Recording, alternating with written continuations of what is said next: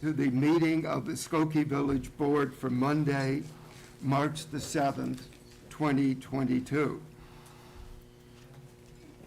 With Skokie and the entire state of Illinois in Phase 5 of the Restore Illinois Plan, Skokie Village Board meetings are in person in the council chambers at Skokie Village Hall, 5127 Oakton.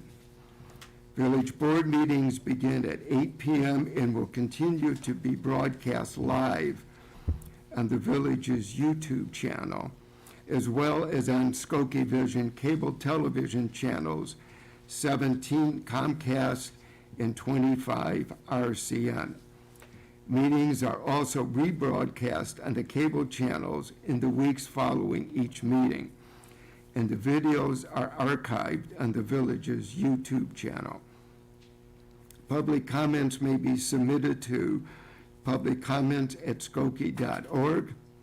Comments received prior to the meeting or during the meeting will be provided to the Village Board, but will not be read aloud. Public comments also can be mailed or hand-delivered to Skokie Village Hall, attention the Village Manager's office, or placed in the exterior drop box on the west side of Village Hall. Each Village Board meeting agenda includes time for public comments, and individuals wishing to speak on an issue will be allocated 3 minutes to address the Village Board. At this time, it's my pleasure to introduce our Village Clerk, Pramod Shah, who will lead us in the Pledge of Allegiance. I pledge allegiance to the flag of the United States of America and to the republic for which it stands, one nation, under God, indivisible, with liberty and justice for all. The meeting will come to order, and the clerk will please call the roll. Trustee Sutker, Here. Trustee Robinson, here. Trustee Kuhn, Here. Trustee Johnson, Here. Trustee Pure Slovin, Here. Trustee Klein, Here. Mayor Van Dusen. Here, we have a quorum. Before moving on to the consent agenda, Trustee Klein asked if he could have a couple of seconds to make a public statement. Thank you, Mayor. Trustee Klein? At the last meeting, for a brief period of time, I acted out of character. To this board and to the person who was at the podium, I sincerely apologize. I just wanted to say that. Thank you. Thank you. Next item on the agenda is approval of the consent agenda for this evening's meeting. A motion is in order. Trustee Sutker, seconded by Trustee Pure Slovin. Is there anything on the consent agenda anybody would like to have removed? Trustee Johnson. I'd like to remove 11, B, and C. 11, B, and C are removed from the consent agenda. Is there anything else anybody would like to have removed? If not, call the roll, please. Trustee Sutker, Aye. Trustee Robinson, Aye. Trustee Kuhn, Aye. Trustee Johnson, Aye. Trustee Pure Slovin, Aye. Trustee Klein, Aye. Mayor Van Dusen. Aye, the motion passes. And with that vote, the Village Board has appointed the following, and I believe they are with us this evening, and I would like to take a moment to recognize new members of a couple of our Village Board volunteer commissions. To the Beautification and Improvement Commission, Baram Kazeni is with us this evening. Fred Lishwich. Fred, welcome. And Van Osdel. Did I pronounce it correctly? Van Osdel. So, and I practiced it. I'm sorry. The Commission on Family Services, Dan Stalonis. Dan? No. And Israel Pollack has been appointed to the Zoning Board of Appeals. I want to thank all of you on behalf of my colleagues for your willingness to serve.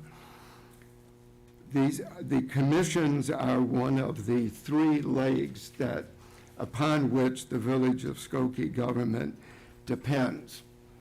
Elected officials, our professional staff, and the boards and commissions. These commissions advise the board on an array of issues that run the gamut across the entire Village of Skokie.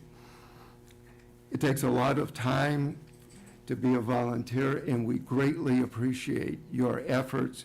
And I want to thank you very much for your attendance this evening and for all of the work that I promise you are going to be doing. So thank you very much, and we appreciate everything. And next, I would like to read a proclamation. Is Susan Kaufman? Susan, there you are.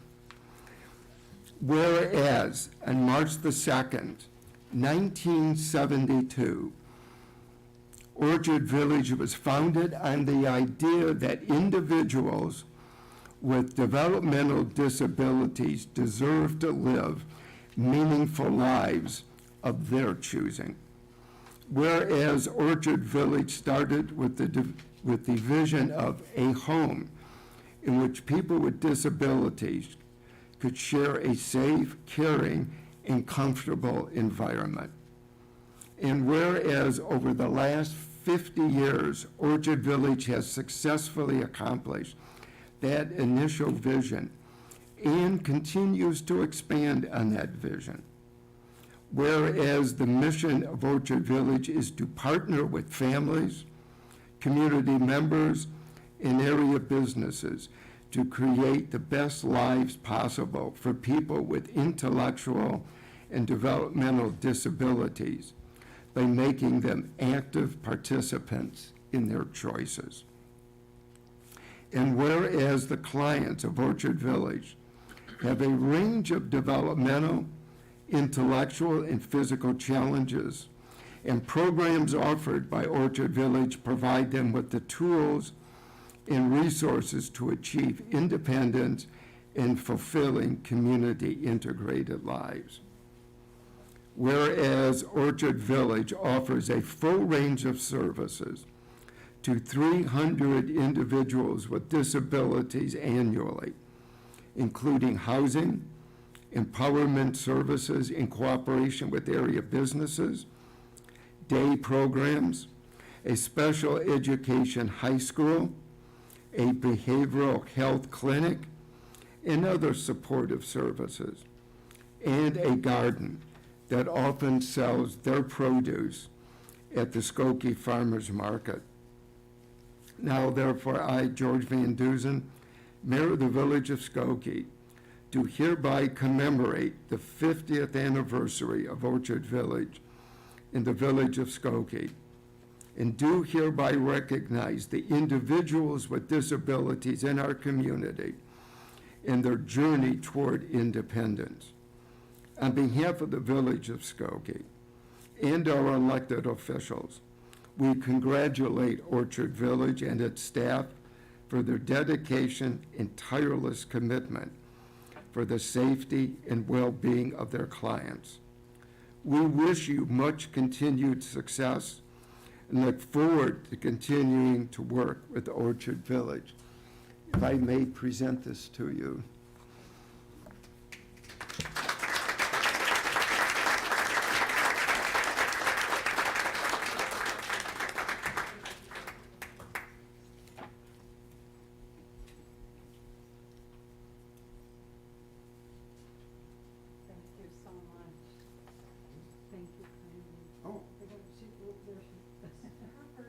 Oh, sorry, sorry. They've got us running I in know, circles. we're smiling, you can't tell. Thank you so much. This one.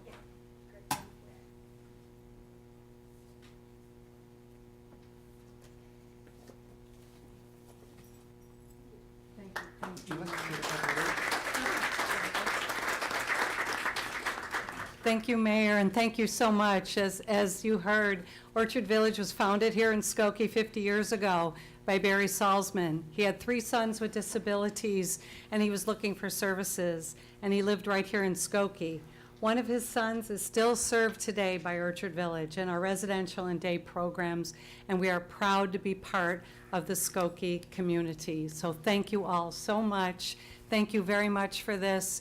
We will honor this and cherish this. This will live very long in our history for 50 more years. So thank you Thank very you. much. Thank you. And I might point out that, as ironic as it may seem, this year coming together in Skokie is going to be highlighting individuals with disabilities. And Orchard Village is one of the outstanding leaders, not just in our community, but throughout the entire region, on helping individuals with disabilities achieve independence. So, Susan, thank you, and welcome this evening. Next item on the agenda is a presentation by Ann Tennis, our Director of Marketing and Community Relations.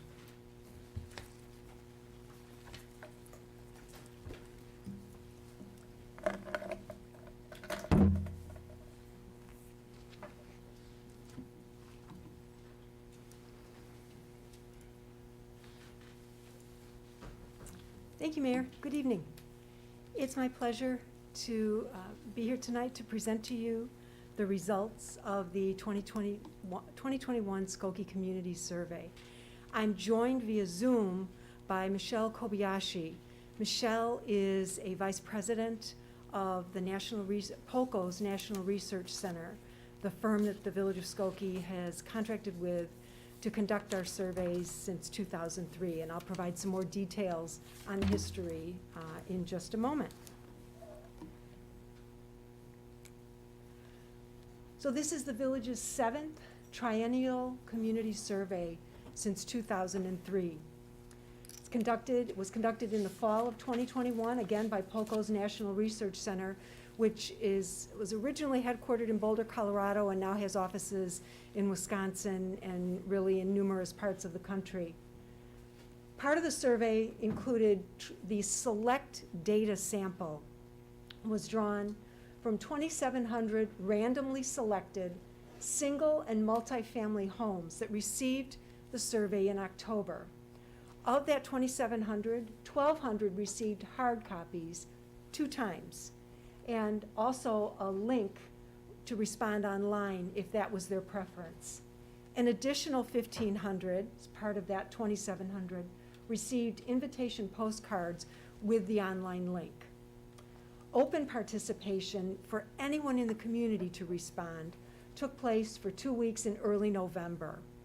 The survey was promoted for leading up to and during the survey period in our print newsletter, New Skokie, numerous times in Skokie e-News that is issued on Tuesdays to approximately 44,000 subscribers, on the website and in other village communications channels.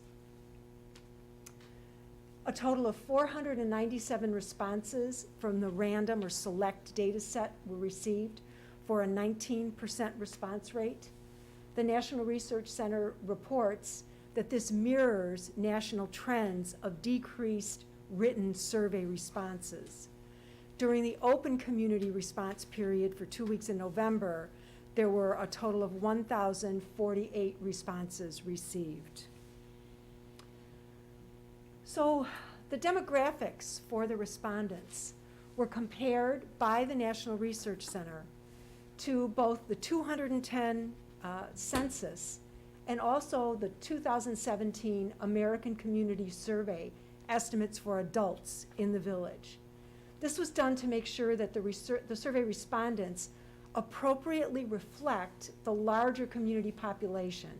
So some of the characteristics for the respondents were weighted, and they're listed here: age, sex, race, Hispanic origin, housing type, housing tenure, and then the area of the community they live in by zip code. You know, we have 3 zip codes in Skokie, 60076, 60077, and 60203. So there was weighting for all of those different points.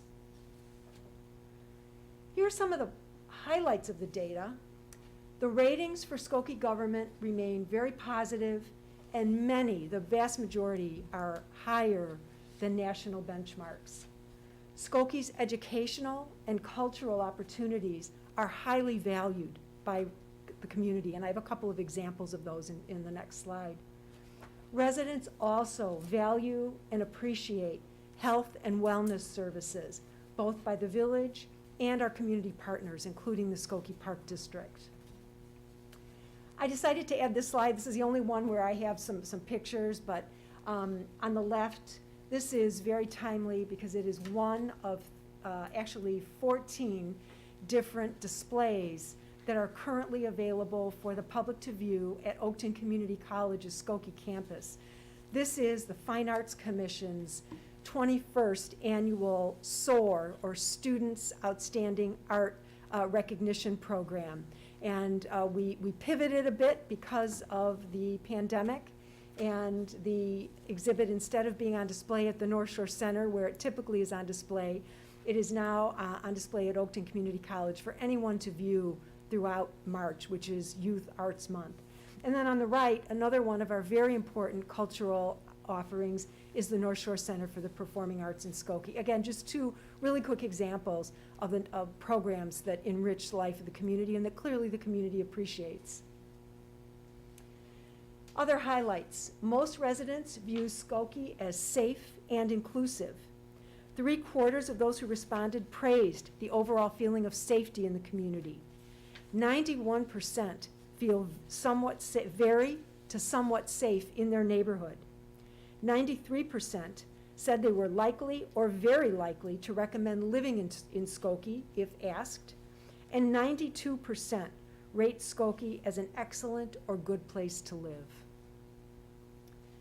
Satisfaction with village services. I cataloged these only by excellent good ratings, and I'd like to present just a handful of them here for you.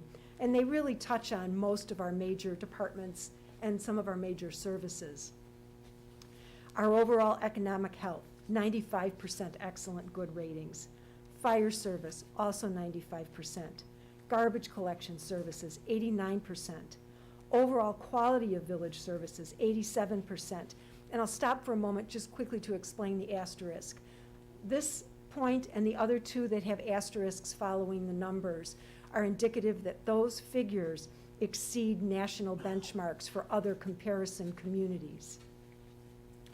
Health services, 86% excellent good ratings.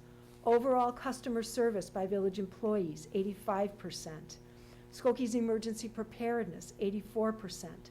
Public information services, something I take personal pride in, 83% positive. And police services also at 83% excellent good. Governance ratings, confidence in the village's governance really indicate very, very strong ratings. Overall confidence in Skokie government, not only 74% excellent good rating, but the figures after that, and I have them for all of the different points on this slide, shows that we are in 9th place out of a total of 287 peer communities nationwide that posed the same question. The reason that that figure sometimes varies for the number of communities is that not every community asks all of the same questions. So that's why that number varies. Welcoming resident involvement, 74% excellent good, placing Skokie 13th out of a total of 326 municipalities. Overall direction Skokie is taking, 73% excellent good, ranking us 34th out of 332 communities. Being honest, 72% excellent good for a 22nd ranking out of 281 municipalities nationwide. And finally, treating all residents fairly, 75% excellent good for an 11th ranking out of 287 communities. Mobility ratings. During our 2018 citizen survey, we received actually national recognition for the strength of our mobility ratings, and they're strong again in this survey as well. Ease of travel by car, 88% excellent good, placing us 11th out of 315 municipalities. Ease of travel by bicycle, 77% excellent good, 30th out of 317 communities. The number of residents who indicated that they walked or biked instead of driving in the past year, 74% said yes, placing us 40th out of 332 municipalities. And the number of residents who answered affirmatively that they had used public transit instead of driving in the past year, 45% yes, ranking us 35th out of 248 communities. And what's interesting is these rankings really mirror other values that were expressed by resident responses, including the interest in sustainability and the interest in additional bike paths and other things of the like.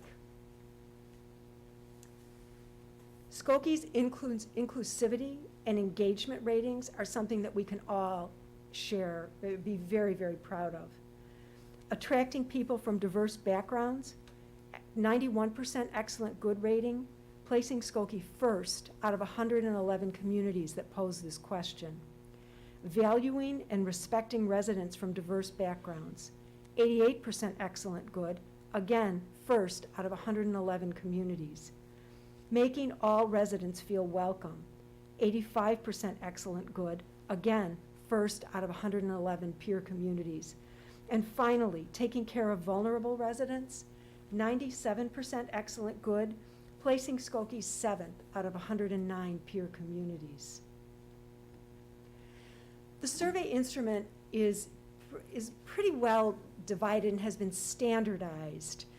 Many of the questions are indeed standardized, and we have wonderful trend lines that when you go through the data, and the data is posted in its entirety on the village website, and there's a link from the home page. But what's great is that for the vast majority of the questions, we have longitudinal data, most often back to 2003. Some of the questions maybe weren't asked in 2003 or 2006, maybe they picked up in 2009. But again, for the vast majority of the questions, we do have this longitudinal data. And I'll talk a little bit more about that towards the end of my presentation. But the survey also includes the opportunity for us to pose several custom questions.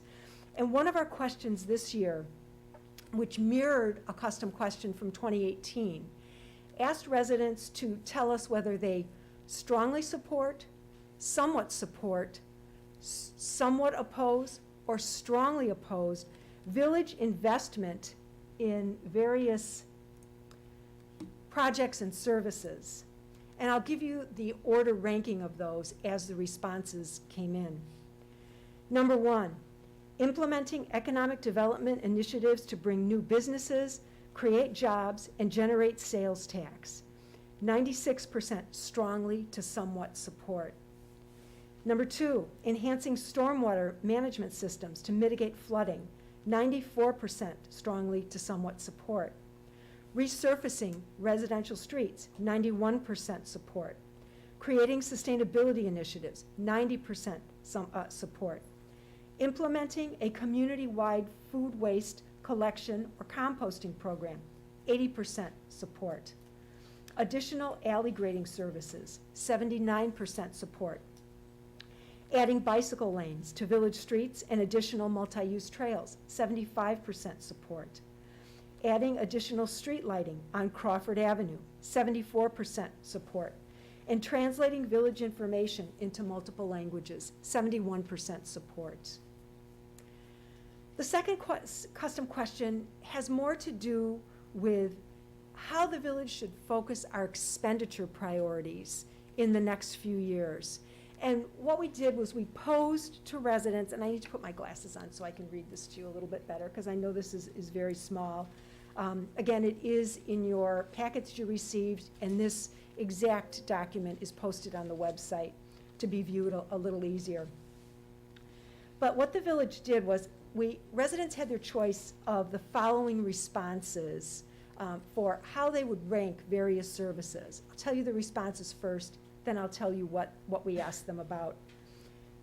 Number 1, maintain service level by increasing taxes, or maintain service level by adding or increasing user fees. Reduce budget and change the service. Eliminate the service altogether, or don't know, no opinion. We asked residents to apply that scale to the following services: second weekly refuse pickup, yard waste pickup, leaf collection, sidewalk snow plowing, street sweeping, basic health screenings at Village Hall, animal control services, financial support from the village to nonprofits such as the Sculpture Park, the parade, the 4th of July parade, fireworks, etc. Mailing of hard copies of the village newsletter. So without going through and reading how all these rankings came out, I'll give you just a quick summary. The 2 most common responses provided were to, 1, maintain service level by adding or increasing user fees, or reduce the budget and change the service. Of the 5 optional responses, maintain service level by increasing taxes and eliminate the service altogether, and don't know, no opinion, were not chosen as the top response for any of the 9 service options represented. So the data, this very quick, broad brush summary of the data that I've presented to you in the time allotted is by and large very, very positive. There are, though, as always with our surveys, there are areas of note. There are different threads that are either the ratings have changed, or we see longitudinal trends that are significant. And I'd like to just give an update on a few of those now. So ratings to watch based on benchmarks or historic trends. Traffic flow and street repair. Those received 64% and 56% respective excellent good ratings, which are low. They're not below national benchmarks, but for Skokie, they're low. I believe that part of this is that the village of Skokie, even though we don't have jurisdiction over all of the thoroughfares in our community, Cook County Highway Department and the Illinois Department of Transportation aren't sending out surveys like this to our residents. So some of the responses, the negative responses, are, I think, Skokie is shouldering the brunt of some of the frustration that our residents have for the condition of some of the roads in the community that we don't, over which we do not have jurisdiction, or some of the lengthy, lingering construction projects, again, over which we don't have jurisdiction. I think it's very important to note that the first 2 or 3 cycles of this survey that were conducted in 2003 and 2006, the ratings for street repairs were really quite low. And it caused the village leadership at that time to take a look at the investment in street resurfacing. And since that time, I know that there has been a considerable increase of investment. John, I'm going to freelance here. I think it's about 6 or 7 miles we do each year. Right, our goal is 7 miles a year. Right, and that's a significant change from the 3 to 4 miles that I believe annually were resurfaced prior to this data. So again, we continue at those levels, but this is an area that is important to our community, so we need to keep an eye on it and continue to provide education on the jurisdictional boundaries and on what the village is doing, and also to encourage the other governments that have jurisdictions in our community to be transparent and communicate to our residents their intentions and timelines for their projects. The next item is code enforcement. 67% excellent good ratings. I'd like to also mention that, again, not below national benchmarks, but lower by comparison to a lot of our other ratings. And when you go through the verbatim comments from both the select data set and the open participation, there's lots of comments about code enforcement. So again, we just need to be aware that that is something that is important to our community. Stormwater management.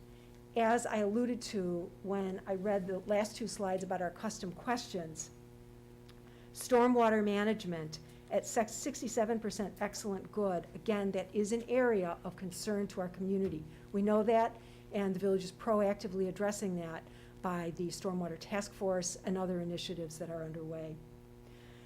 Volunteerism. I bring this up because our 23% yes responses for residents having volunteered for an activity in the community in the last year is low.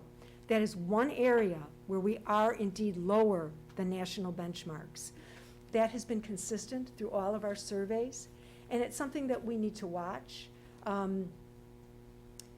Prior to the pandemic, we would, as opportunities presented themselves, we would inform the community about volunteer opportunities. At one point, I believe Skokie Cares was involved in that initiative.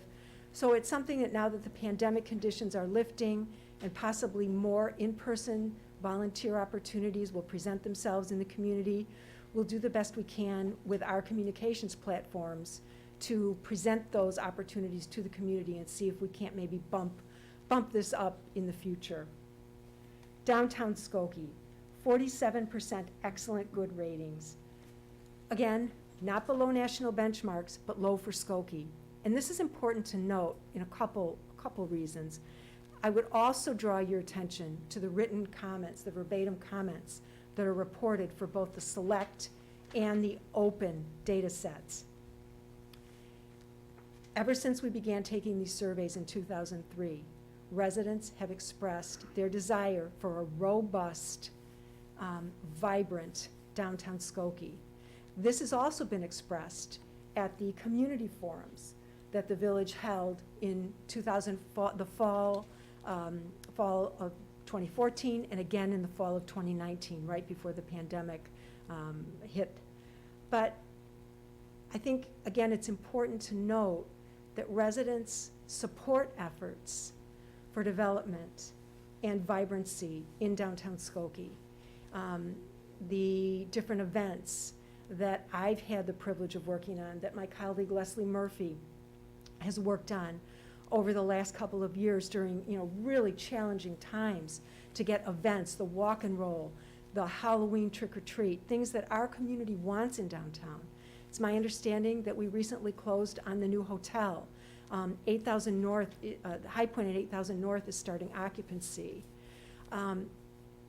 Those developments will bring new customers and new constituents to downtown Skokie that we hope will inspire new businesses and again get us closer to that era of vibrancy that clearly our community since 2003 has told us is an aspiration for the community. Finally, I should add that village staff will be reviewing the data as a team. We have a team meeting set for next week. And as a team, we've done this every time we've had a survey. We're going to spend half of a day reviewing the data together.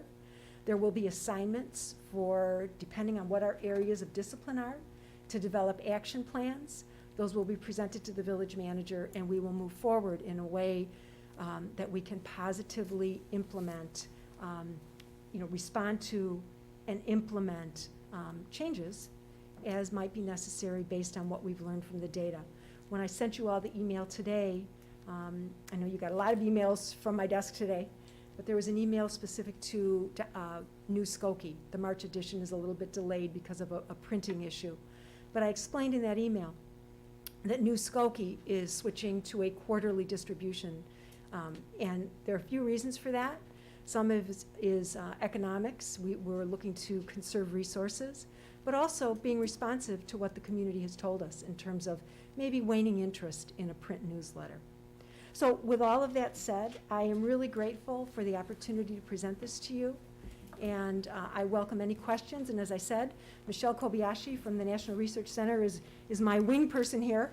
And if there are questions that I'm unable to answer, I may pivot or send them to Michelle. So again, any questions? Comments or questions? Trustee Kuhn? Going back to the custom questions where you had the village service and had people rate whether we maintain the current level of service or by increasing taxes or. Yes. And the most common response, yes, that one right there. Yes. I'm taking that list and also comparing to the actual percentage breakdown, the difference between the most common response and second most common response are oftentimes very negligible, between 1% to 5%. Very narrow. And so if you're thinking about the percentage of error, it's, some of them are so that close to each other, that's really hard to kind of weigh out, like which one Sure. is really more statistically significant. I believe there's a 4% margin of error. Michelle, I'm going to punt to you on that. Were you able to understand or to hear the trustee's question about the margin of error relative to the really marginal difference between some of those ratings for the custom question? I think I heard it. You're just saying that some of them are very close. So how much emphasis should we put on them being significantly different? Correct. And so what I can say is with your 397 responses, that's a plus or minus margin of error of plus 4%. So that means on every percentage we put in that report, you can take 4% plus or minus. So if it's 39%, that'd be anywhere from 35% to 43%. So if things are within that band, we would not call them significant. If they're outside of that band, we would say they are significant. That said, that's statistics. We also, when we're looking at kind of data like this, we kind of think of policy significance too. So even if it may make the criteria 4 percentage points or something like that, you may still decide in the residents' views, they're pretty similar. So again, it's kind of, there's statistics to guide you, but also use your gut to know, like, if there's not a huge difference, that probably means they're feeling somewhat similar around that. So I wouldn't make huge differences or disparate, changes if they look like they're really clustering in a very similar vicinity, if that makes sense. Yeah, the challenge is when they're contradicting responses also, and trying to figure out how to navigate that because they are so close to each other. Thank you. Trustee Robinson? Thank you, Mayor. Thank you so much for the information. A lot of good stuff. But I did just have a few things of note. 2,700 samples, 1,200 mailers, 1,500 web links, 19% response rate. So that's like an N. I think I just heard you say of 397, 497. Is that typical of a response rate? So I'm going to start, Michelle, and then I may jump to you. The first survey that we conducted in 2003, we were flirting with a 40% response rate. The surveys after that in the 30s, the response rate has been slowly declining. Our 2018 response rate was 23%. I'm told, and Michelle will provide more data on this, that there is a national trend towards less responses to surveys. So Michelle, what else would you care to add to that? Yeah, I'd say we have been declining ever since telemarketers kind of took over the survey business and started calling people during dinner. And it kind of has continued. And actually, you're close to 20%. That's actually a pretty good response rate. We have some clients who've dropped down to 12, 13% sometimes. So I'm not worried about your residents feeling less engaged than other residents in other communities. One of the things you'll see is, since we've merged with Polko, one of the reasons we did that was to get the whole online engagement. And you'll see we've kind of changed our sampling frames to be a little more hybrid, to start to account for what we think is happening in the survey industry, which is still we're getting the best sample from these mailed surveys. But we do think towards the future, people are going to be doing things more online. So we're actually adjusting our methodology to try to incorporate those folks who would rather not get it in the mail, put it back in their post office box, but actually get online. And we believe, so many years from now, that's how people will take most of our surveys. However, we're kind of in a disruptive time in survey research. So that's why we have these hybrid methods. But in terms of what it means for you, as I think the response rate's still quite trusty. I often look at sample representation, and the things where you have lower response than with harder reach populations, young folks, especially young males, people of color, and renters, we see that nationally, and yours not to as much extent as we see nationally too. But there are people who respond to surveys, and there's some folks who just don't respond to surveys no matter how many times we ask them to participate. So when I look at your methods, your response rate, all that stuff, I actually think you look pretty good. I mean, even though we would love to have the 40% response rate we had in the early 2000s, no one gets that anymore. Even in surveys of older adults, when we used to have 60%, those are dropping down to the 20%. So again, The key is to make sure we're still using good methodologies, multi-contact methods, multiple modes, the mail and the web, and also we're statistically weighting those data to be representative. So I think we're still doing, you guys are doing a good job getting those folks to come. And you'll see we have this open participation part now too, with those 1,000 folks that came in to want to talk to you and openly engage with you. That's other data we're collecting now too, to kind of put in context with the representative or the random sample. Again, we trust the representative random sample more so, but it is important for you all to kind of start looking at those folks who do open participation.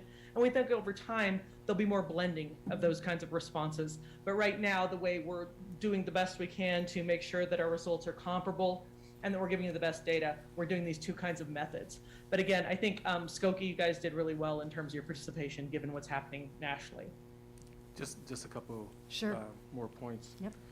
Curious to know too if you have the demographics of the participants, and also wondering while you're pulling that up, just kind of, are there any plans on doing like a closer focus group, going to community centers, places of worship, to get a more diverse voice of the community? So the demographics, I will find it somewhere here. They will be in the waiting table. Do they have the PDF? I don't Would know it be what in the, document. would it be in the frequencies, Michelle? It's in the frequencies, but usually the best place to see it is in the methods section, which is really up front on Yeah. page, if you have the PDF, page 4. Yes. Yes, okay. That'll show you what the unweighted is the sample we got. The weighted is what we get from the American Community Yeah. Survey, their census, and then what we ended up with when we weighted the data statistically. But if you look at past reports, you will see probably fairly similar trends. We are seeing the young people are becoming less and less responsive to surveys. And so that might be slightly different what you've seen years ago. But generally, since I started doing this 30 years ago, we've always had a terrible time getting renters, people of color, and younger folks to participate in surveys. So that trend has stayed the same, except like I'm saying, some of the younger people, especially young males, not participating quite as much as they used to 20 years ago. Yep, and I also saw there was a question about sex for the identification. Has there ever, if you're looking at, just evolving the data set of just asking for gender identity as well, because as the community changes, the questions should probably change as well. Yeah, and again, Michelle, is that something that the NRC is looking at? So we have the questions that the way it's actually asked on the survey is female, male, and identify in another way. It's just if the percentages are too small, we can't really weight the data by that. But the questions we do review in terms of the inclusive language you use, and we actually adjust those every time the census adjusts them, or anytime we feel like we need to adjust those to make people feel more included. But we do ask it. This doesn't show you the exact ways, but we basically are just, once you round it, basically we don't have enough people identifying another way to have a category in that right now. Yeah, and actually, I'm looking at the full trends. It would be on page 69.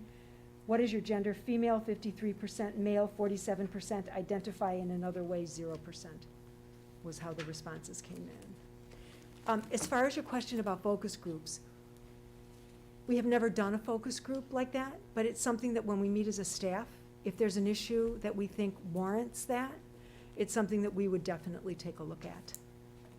The other thing I want to talk about too, now that we're with Polka, one of the things I love about the platform is you actually now, I don't know if you've looked at it, but you actually have an account on this, and you actually can continue to ask the survey, and you can actually send it out to faith-based organizations. You can use it to dig deeper, or you can also ask other kinds of questions. But I have seen some groups decide to go out, try to get, say, maybe some more people of color, or some folks that renters, or people who live in certain areas of a community that have not been as represented, or you want to hear more from. We've seen them replicate the survey and get it out to those groups. You keep it separate from these, the scientific sample, but you could dig deeper actually using the platform instead of a focus group, traditional focus group, if you'd like to, if that is the way that it works best for you. But one of the reasons why we love surveys is they're pretty low burden. Focus groups can take, an hour and a half of people's time, 2 hours of time. You generally have to pay them, give them a meal, things like that. So I'm not saying it's not a good way to reach folks if that's the best way to reach them, but it may be like conversations with like diverse populations you want to talk to or haven't heard from. You may want to find out if there's a way they could actually forward a link if the people are email and are digitally literate, or they could do it on an iPad, or again, you can do the more traditional focus groups, but just want to tell you there is this opportunity to use the platform to dig deeper or to get to harder to reach groups that I really love if you're able to do that and want to spend some time on it. Thank you. Thank you. Trustee Sucker? And is this the second time that we've had the link on the website for Yes. people to? And Yes. so did we increase numbers from the first time that we did it No, to now, or did it go down? no. Our online response also declined. Okay. When we conducted the survey in 2018, as I recall, that was in the early days of the National Research Center providing the links.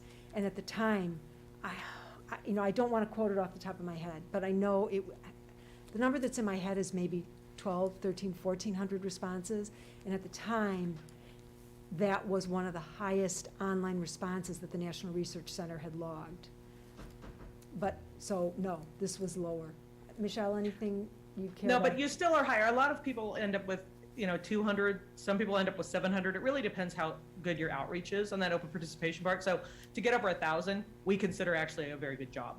It may be a couple hundred less than you got last time, but I have some communities that get like 7, they just don't do any kind of outreach. So over 1,000, I think, is a great open response. And again, over time, that may increase. And again, with the Polko platform, if you decide to put more surveys out on other topics, you then can keep increasing that open participation component of your panel so that any survey you put out on anything, you get more people. And the next time you do this, you actually may have a lot more people who are going to get the email notification that it's available. And that's kind of a nice thing to have going on for you. Thank you. Thank you. Trustee Kuhn? Yeah, I had a follow-up question regarding the national benchmark tables, and how the percentile is calculated. How do you factor in geographic regions, and what is, in terms of the overall geographic representation of those who participate in the survey, and where Skokie falls into that as well? Is it weighted to similar communities, or how is that structured? I'm trying to understand how much of it was Midwest versus other geographic positions that might be a factor. I can tell you a little bit about the data set. It's basically, we've been collecting the data over 20 years, and basically it represents 49 states. We enter about 200, 300 different surveys in a year, and it represents more than 50 million Americans right now. But basically, the cities, what I do say to people is it's not truly a national data set in the fact that there are some communities that will never ask their residents to take a community survey. They either don't want to spend the money because they don't really welcome resident opinion. They actually don't want to hear from residents. We find that a lot with bigger communities. They actually say things to me like, why, I know my residents hate me, why would I quantify it? So I actually consider our national data set, yes, it is of communities across the nation, but it's the communities across the nation who are willing to ask residents how they feel. They're data-driven. They tend to be more transparent. They tend to be more accountable. So even being similar to the national benchmark, in my opinion, is actually scoring really well. They're actually higher performing cities. There were some communities we will never get to do surveys. And our data set is based on the surveys we do every year, which is hundreds, but we also go out and search the internet and find any published resident survey across the nation, and we actually put those data, statistically synthesize those in our data set. So we're not just biased towards National Research Center Polko clients, but we are biased towards folks who are willing to ask their residents to help them govern. And so that's what they are. And if you look at the data set, though, I would say preponderance of the communities are 20,000 to about 300,000. Skokie is very similar to our most typical client, which ranges between 50 and 120,000. And they tend to, of course, be higher educated, just have just higher performing governments that serve them. There are lots of local governments within Illinois and many in the Chicago suburbs who are in the data set. One of the options you can do if you want to is you can ask, some people decide to compare themselves to more than the nation. They also can create custom benchmark data sets. So next survey or even now you could go back and say, we want to be compared to all these cities, not these. We don't want any under a certain population size. We don't want ones that aren't suburbs. You can actually customize that data set if you'd like to be more specific. But that's the national data set, and I feel like I think the data we have in that set right now in the communities are fairly good benchmarks for you all to compare yourself to. But again, being similar to the benchmark on its own is pretty good. To be higher than the benchmark is amazing. The fact that you did not fall under the benchmark, except on one question, that is very amazing, just so you all know that. Thank you. Thank you. Thank you. Michelle, thank you for being with us tonight. Great, it's my pleasure. Next item on the agenda is report of our village manager, John Lockerbie. Thank you, Mayor Van Duzen and Village Board. Item A is regarding a resolution endorsing the 2021 Climate Action Plan for the Chicago region. Last summer, the Metropolitan Mayor's Caucus launched the 2021 Climate Action Plan for the Chicago region, one of the first in the United States. The plan covers 275 municipal members with 8.9 million people. The action plan identifies science-based goals and objectives for the region and identifies strategies for municipalities to take measurable and meaningful action to both dramatically reduce greenhouse gas emissions and develop resiliency to climate-related hazards that threaten community, economic health, and the natural environment.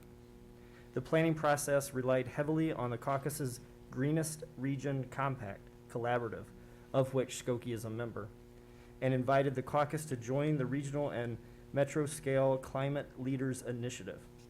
This work done on a regional basis forms a tremendous foundation of knowledge and research for us as we embark on our efforts to develop our next local sustainability plan, which will incorporate elements of the Mayor's Caucus Climate Action Plan. A multi-jurisdictional approach is needed for addressing the climate crisis. If approved, Skokie will be joining approximately 30 other jurisdictions in endorsing this regional plan to date. The village's Sustainability Environmental Advisory Commission has recommended endorsement of the plan. Edith Macra, the Director of Environmental Initiatives for the Metropolitan Mayor's Caucus, will provide a presentation and answer any questions from the board, after which I will respectfully request Mayor and Board approval of a resolution endorsing the 2021 Climate Action Plan for the Chicago region.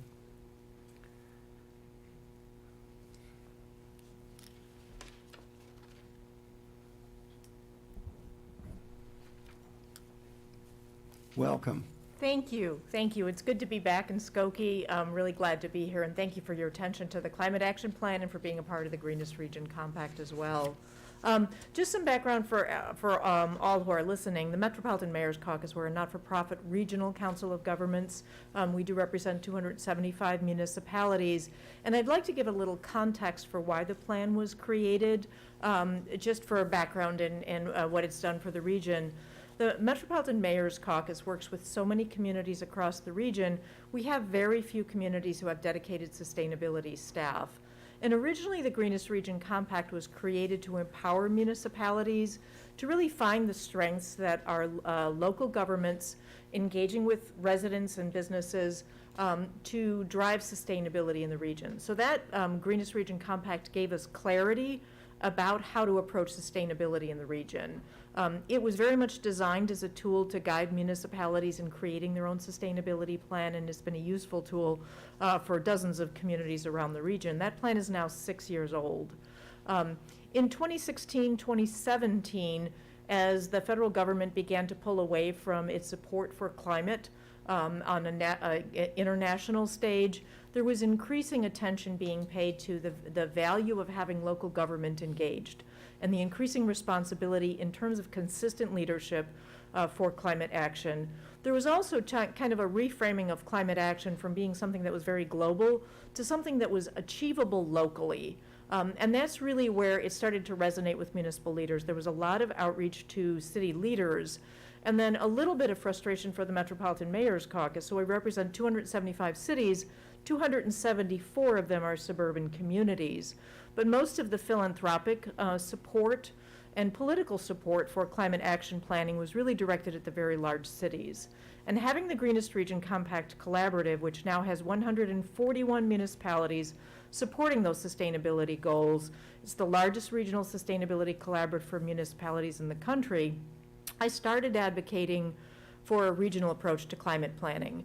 And we started making some noise on the global stages that we could access with these groups that were nationally empowering cities to move forward. And unbeknownst to me, at the same time we were making noise about wanting a regional approach, the European Union was looking at the United States and wanting to see more action on climate. So the European Union actually created this project that we were a part of and provided support. They recruited regions from the U.S. who wanted to demonstrate climate planning on a regional scale in the United States. So the European Union mentored us, and we were the largest collaborative in the cohort of regions, and the two others that completed ahead of us were the Kansas City metro region and Metro Washington. There was one metro region that didn't complete. But they provided guidance in a framework. It's called the Global Covenant of Mayors for Climate and Energy, that is being used in Europe and globally by regions. So we felt very fortunate to have an opportunity to participate in a project of this global scale. And then, as you pointed out, we had a lot of strong participation from communities in the region. We had some 275 participants engage with us. We had 49 co-authors, collaborators, reviewers. We had strong academic support for the developing the plan. And the plan now is, again, very focused and useful for our municipal audience, taking specific aim at actions that local governments are good at, where we know there's empowerment on climate action. And if I can just talk a little bit about the structure of the plan, and then I'll wrap. But the plan, again, based on this Global Covenant of Mayors for Climate and Energy framework, and most climate action plans, is based on a research phase. And the research that was done on greenhouse gas emissions, and to those of you who don't know that term, greenhouse gas emissions is a measure of energy, particularly that which is derived from fossil fuels, which create greenhouse gases. And so a regional greenhouse gas emissions had been done by the Chicago Metropolitan Agency for Planning, and it was a foundation we used in developing the plan. What that told us is across the region, 69% of our emissions or our energy is used for stationary energy, which means it's used in buildings and it's used to generate power. So this is the most significant sector in our region, which is a little bit different than national trends because of the climate that we have in the Chicago region. Interesting weather in the winter and summer. We keep the thermostat going. The second biggest sector, 28%, is transportation, and the smallest sector is related to waste and water, movement of water for both wastewater and drinking water. So the greenhouse gas emissions provides the data and the foundation for developing climate mitigation strategies to reduce those emissions. So that's one piece of the plan. The second piece of the plan, which was relatively new in my mind for the Chicago region, what I've seen most of the municipalities focus on, and what we were focusing on at the Mayor's Caucus, were mitigation. It was about saving energy, it was about cleaner energy and cleaner fleets and cleaner transportation. We were not as adept, I did not believe, at climate adaptation, which is equally as important, because the greenhouse gases that are currently in the atmosphere and that we continue to emit will be with us for decades or hundreds of years. And so the climate changes that we're seeing now, we're going to be living with for a very long time. And so that part of it was climate adaptation, and the foundational research for that is called a climate risk and vulnerability assessment. And that was done, we were very fortunate to attract the attention of the National Oceanic and Atmospheric Administration, that at the same time we were working on this was pioneering their steps to resilience, helping municipalities, helping governments approach climate adaptation over the long term to create resilient communities. And so the climate risk and vulnerability told us that the threats in our region, top threat is flooding, extreme heat, and then the third threat is drought and water supply. So those are the top three threats that the plan addresses, and that forms the climate adaptation portion of the plan. And then both sections of the plan are rooted in equity. And because impacts of climate change are going to have disproportionate impacts on some vulnerable populations, that climate action is an opportunity to restore equity to where we can and place special attention to vulnerable populations. So those are the three components of the plan. There are dozens of strategies that are specifically tailored for municipal action, and this was the focus looking at this regional data, but what can we as local governments do to address these? And what's encouraging about The plan is how powerful some of the strategies are where local governments have unique authorities that you don't have at the federal government. And this is where it became very empowering to say, building codes, for example, is one of the most effective ways for long-term reduce energy. 26% of our greenhouse gas emissions come from residential energy use. And looking at the role of local governments and partner organizations in a community to help drive participation in energy efficiency programs. Those are things that we can do. Likewise on climate adaptation, where I thought climate adaptation is really scary, and the leaders in climate adaptation are those communities that are either experiencing coastal flooding or wildfires. We in the Midwest are a little bit slower on that, but I was watching your community survey, and some of the things that you're doing in there in terms of communicating in multiple languages and that level of engagement, that's all climate adaptation. And so those are the things that are, again, not really impossible or insurmountable for us as local governments to approach. So that is the nature of the Climate Action Plan. It just was launched in July, and we're very happy to have earned the support of municipalities around the region, and we appreciate the opportunity. We appreciate the thought that you've given into reading the plan, looking at it, and considering endorsing the plan. The endorsement is simply of the goals, so that we ask that you support the climate mitigation goals, and to those who are climate aficionados, there is a net zero goal, meaning that we really would love to get to no carbon emissions at all. The science-based target, which is what we were able to model based on all the data, has us at about 83% reduction in emissions by 2050. We hope that we get farther than that, but that's the difference between the goal and the targets. And there are interim targets over time at 2030, 2040, and 2050. Climate adaptation targets, the goal is equitable, persistent climate adaptation, and the targets over time have to do with the degree of cooperation and readiness that we have as local jurisdictions. First, looking at our own operations, and then working across jurisdictions to be collaborative as a resilient region. So, thank you. Okay, a motion would be in order. Trustee Kuhn, seconded by Trustee Robinson. There was a woman who asked to speak on this. Yes, ma'am. If you would come to the podium and we could have your name, please.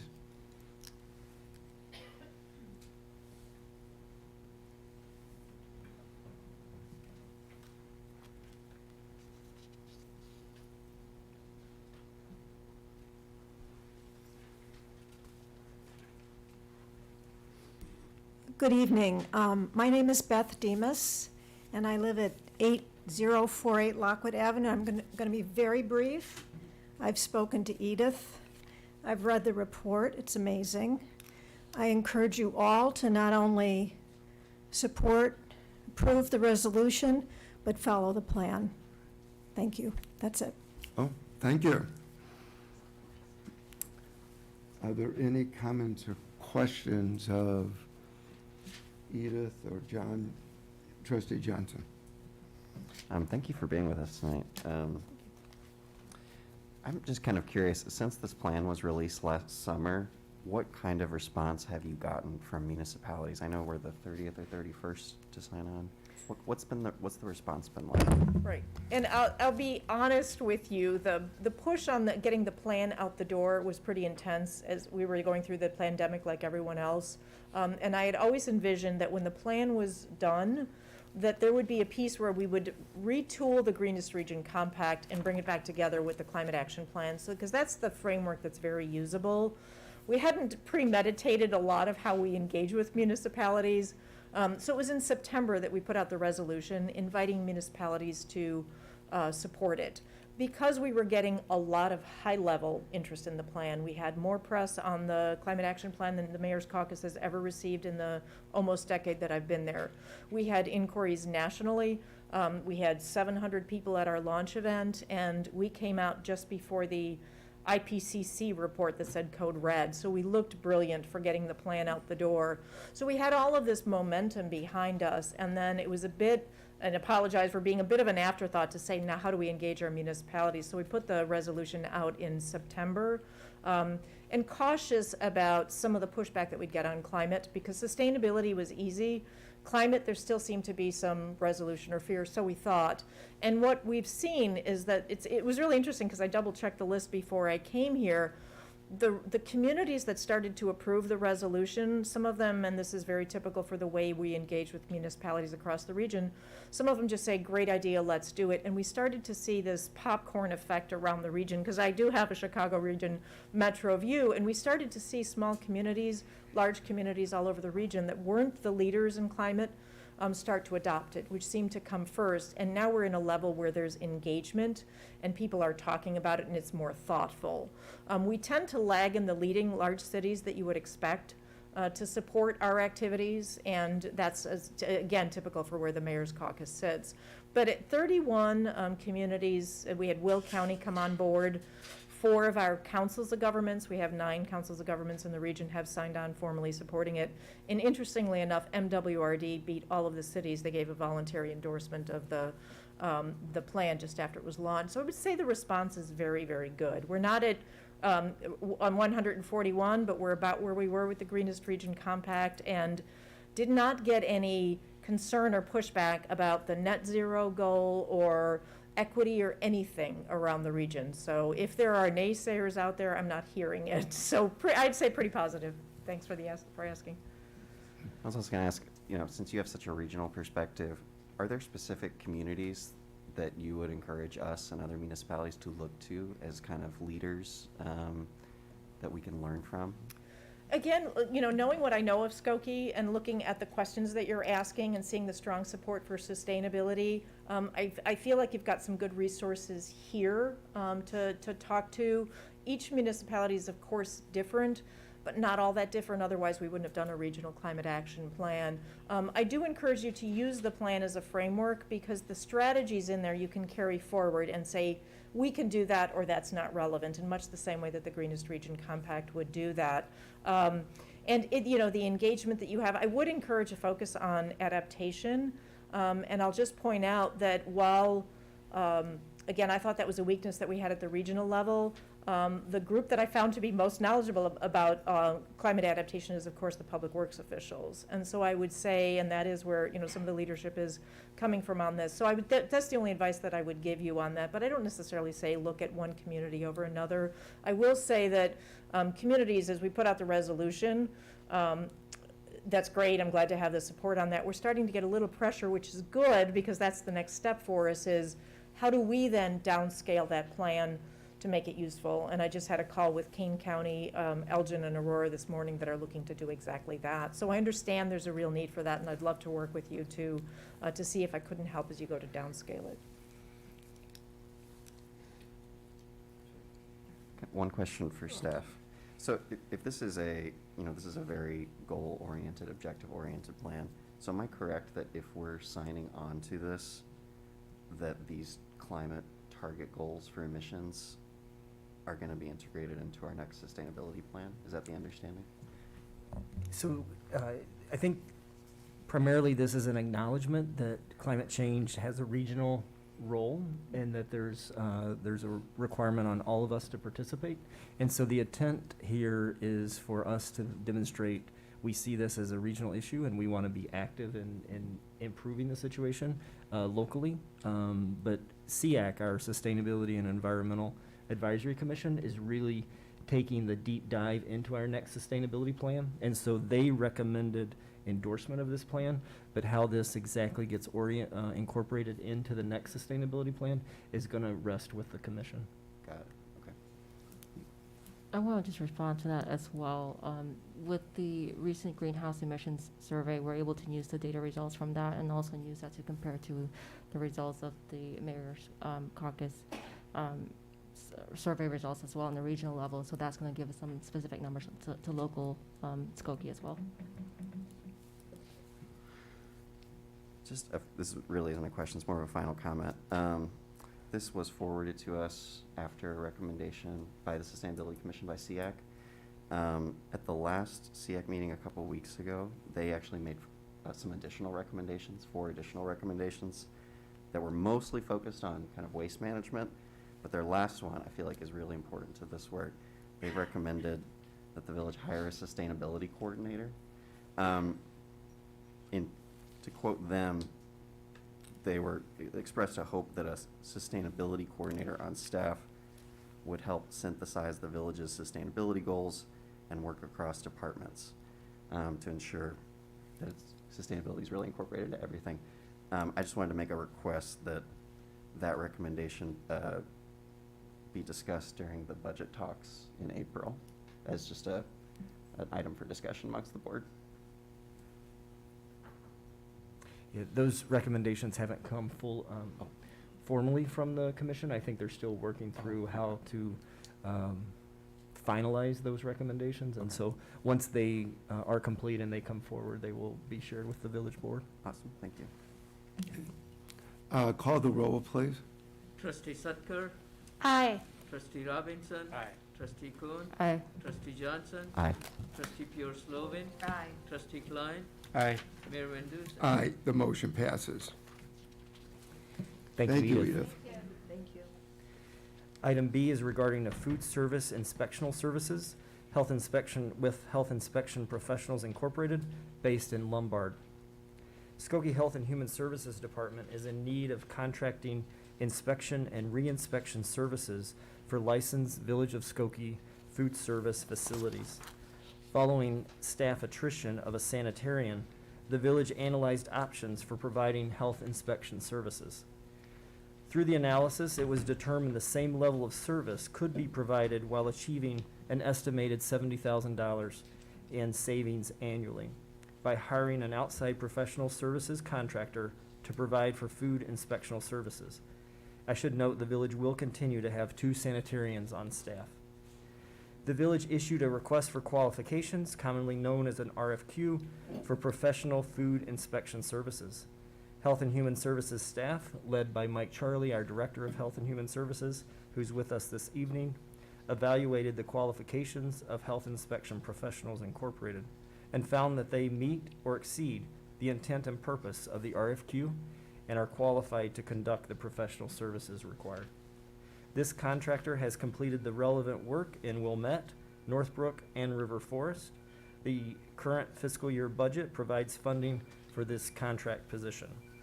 I concur with staff's recommendation and respectfully request mayor and board approval of a contract for food inspectional services to be awarded to Health Inspection Professionals Incorporated in an amount not to exceed $53,600 per fiscal year. A motion would be in order. Trustee Johnson, seconded by Trustee Klein. Are there any comments or any questions? If not, call the roll, please. Trustee Sutker, Aye. Trustee Robinson, Aye. Trustee Kuhn, Aye. Trustee Johnson, Aye. Trustee Pure Slovin, Aye. Trustee Klein, Aye. Mayor Mendoza. Aye, the motion passes. Item C was approved as part of tonight's consent agenda, and that completes my report this evening. Thank you. Next item on the agenda is report of our Corporation Counsel, Michael Lord. Thank you, Mayor, trustees. Good evening, everyone. Item A is an ordinance which was on the consent agenda at the beginning of this evening's meeting, and it was adopted at that time. Item B is an ordinance which was on my report for second reading tonight and was removed from the consent agenda. The first reading was on February 7th, 2022. This ordinance will first approve and designate a business district for Westfield Old Orchard pursuant to the Illinois Business District Development Redevelopment Act. Secondly, it will make a blighted area finding and determination with regard to Old Orchard Business District. And third, adopt a business district plan as it has been determined that the Old Orchard Business District on the whole has not been subject to growth and redevelopment through investment since 2007 and would not reasonably be anticipated to be developed or redeveloped without the adoption of the plan. Mayor, I would request board action on this ordinance tonight. A motion is in order on item B of the Corporation Council's recommendation for tonight designating Old Orchard Center Business District. Motion is in order, trustee Sucker, seconded by trustee Pure Slovan. Are there any comments or questions? Actually, kind of a procedural question. So Yeah. the big question I'm interested in is the percentage that we're allocating, the maximum 1%. Would that, That will be on C. that would be C. Okay. Right, this simply is creating the district. Also, will there be time for public comment? Okay. Yeah. Awesome, thank you. I'll save my questions and comments for C. Would that make sense? Or should I That's do it? fine. Okay. Is there anybody who wishes to address this particular item on the agenda? Yes, sir. Is that about this yet? That's C. That's the next item. Okay, so. Yes. This simply is establishing the district, period. Okay, call the roll, please. Trustee Sutter, Aye. trustee Robinson. Aye. Trustee Kuhn, Aye. trustee Johnson, Nay. trustee Pure Slovin, Aye. trustee Klein, Aye. Mayor Van Duzen. Aye, the motion passes. Item C is an ordinance which was on my report for second reading tonight and was removed from the consent agenda. The first reading was also on February 7th, 2022. This ordinance would authorize and implement a business district municipal home rule retailers occupational tax and a business district municipal home rule service occupation tax within the boundaries of the Old Orchard Business District, instituting a 1% business district sales tax for planning, execution, and implementation of the business district plan, the redevelopment agreement, and to pay for business district project costs as set forth in the business district plan and ultimately in the redevelopment agreement. Additionally, the ordinance will amend Chapter 98 of the Skokie Village Code pertaining to the municipal home rule retailers occupational tax and the municipal home rule service occupational tax within the Old Orchard Business District, reflecting the 1% business district tax. Mayor, sales tax. Mayor, I would be requesting board action this evening. Okay, a motion is in order. Trustee Sucker, seconded by trustee Klein. Trustee Johnson, you had some questions. Yeah. So my kind of big picture question, just to be transparent, is whether the 1%, the maximum, is justified.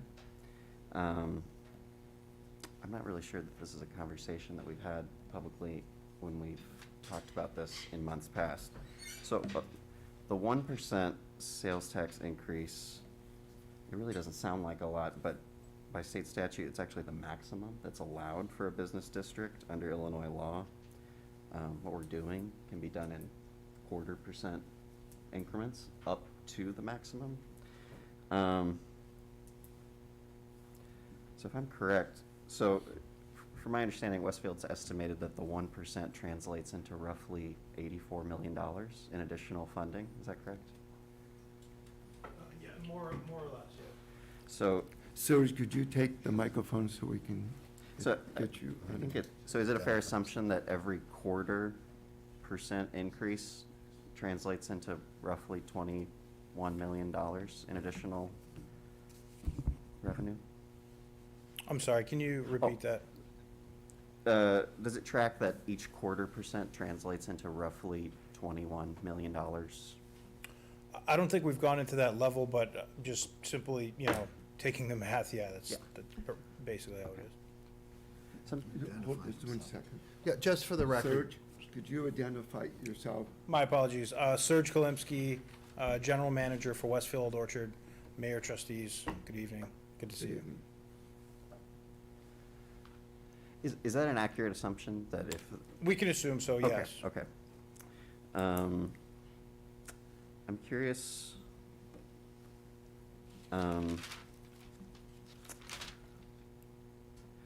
If you don't mind me asking, there's some findings of fact in our business district plan. I just want to see if you concur. So do you concur that the mall constitutes an economic liability to the village in its present condition? Yes. And do you concur that the mall would not reasonably be anticipated to be redeveloped without the business district? That's correct. Okay, so, am I correct that this redevelopment plan is not gonna happen without the business district? That's correct.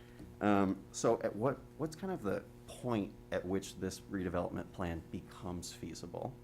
What's kind of the minimum you need in terms of additional capital to make this redevelopment plan feasible? I think based on the redevelopment agreement that we're working on, the 84 million, and just to answer your other question about the 0.25%, Right. Lowering that sales tax recovery rate would simply reduce the overall investment or elongate the process of, the period of time needed to recover that investment. So, we've really collaborated very closely with Skokie and with our consultants. We have Aaron here today as well, to land at a sensible level of sales tax relative to the size of investment that we are contemplating together.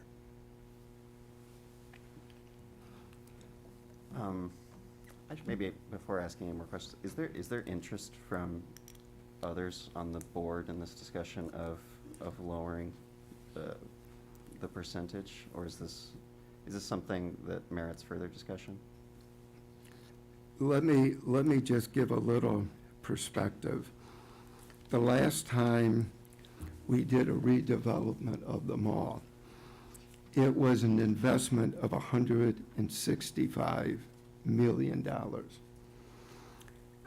This redevelopment will not be in that category from what I can determine.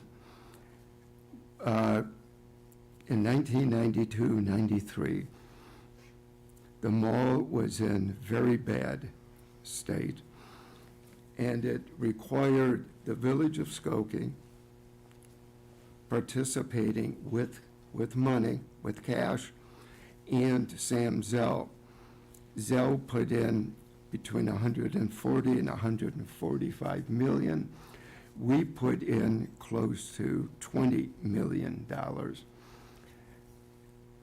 We accomplished the redevelopment such that that investment has reaped for the village of Skokie, for its schools, and the entire community, upwards of $50 to $60 million per year if you include sales tax plus the property tax.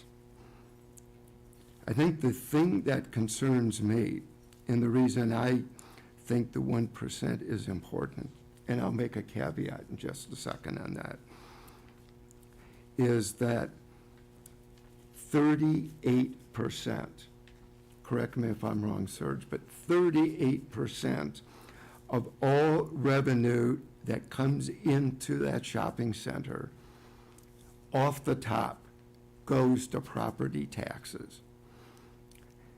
The industry standard is 12%.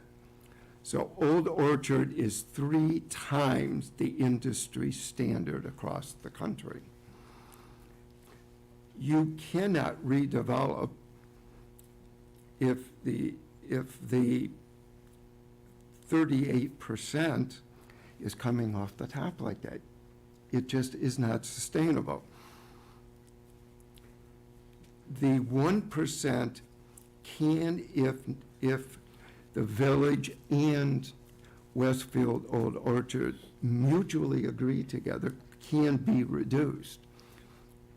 But in my opinion, what we need to do is to provide that kind of funding Because if we do not send to the business community a strong message that the shopping center is going to be redeveloped, we not only are going to have trouble retaining the businesses we have, but we are going to have trouble attracting new businesses.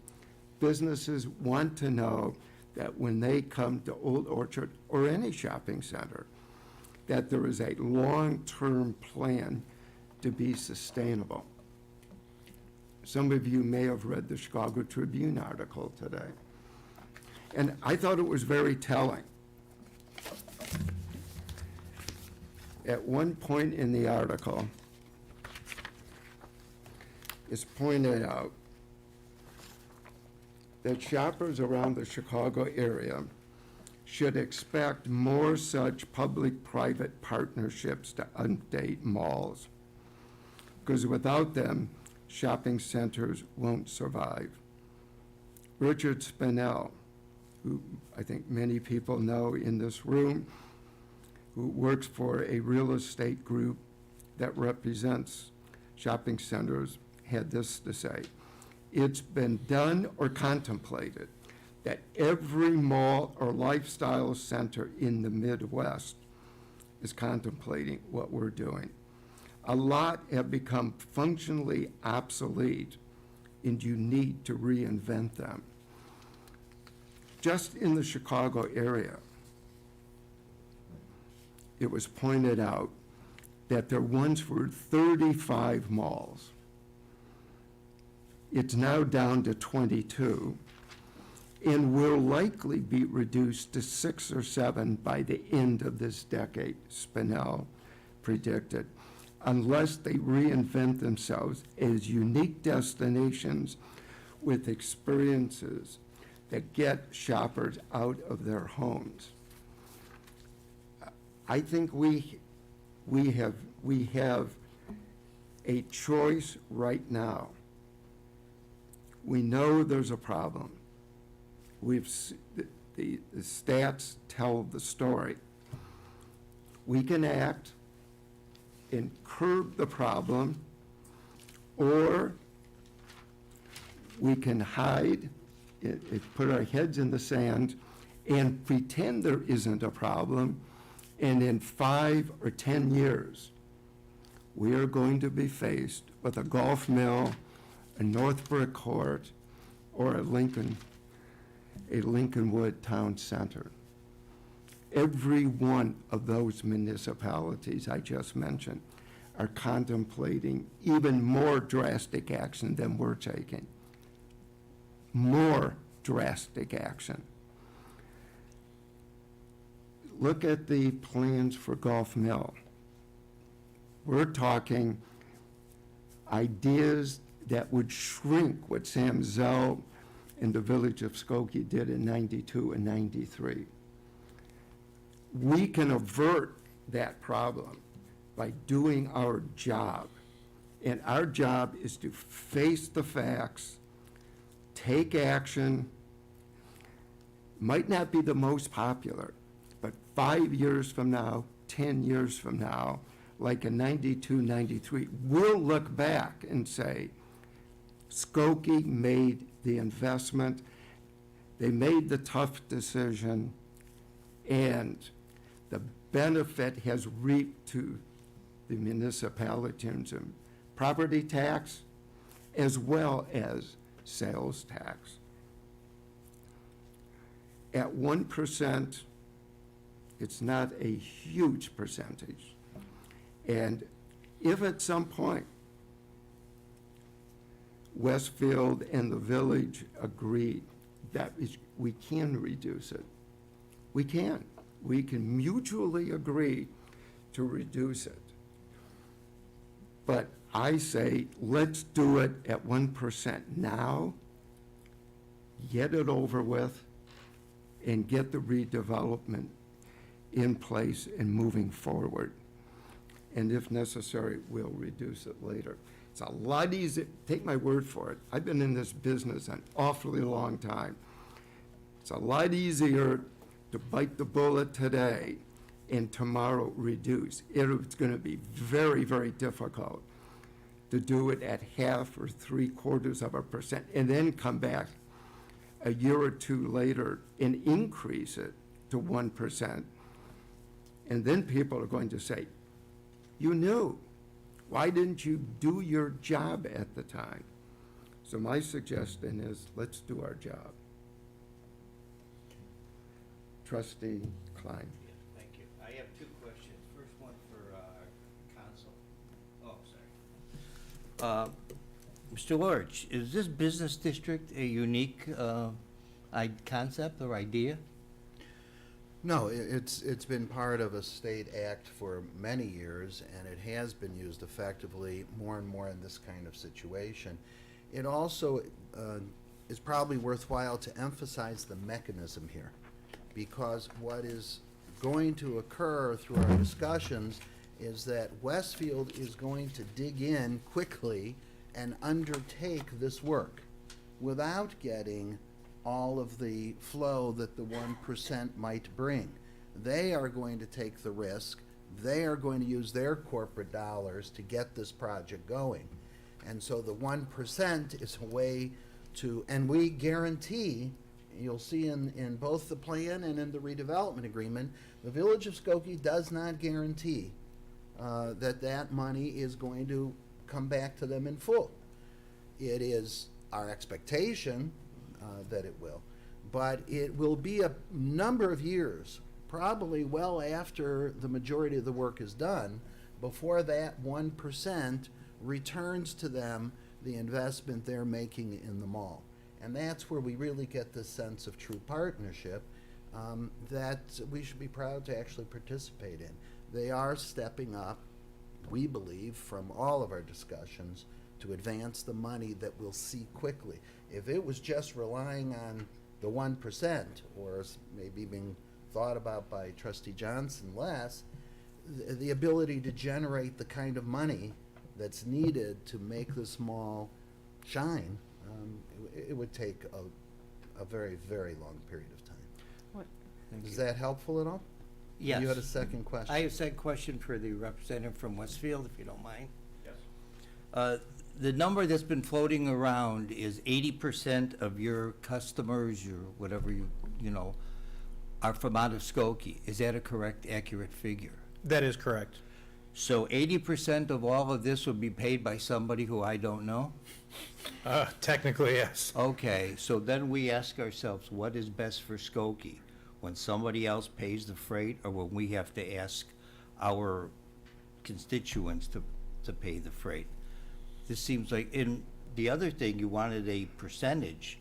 Let's say you go down 1/4% to 0.75.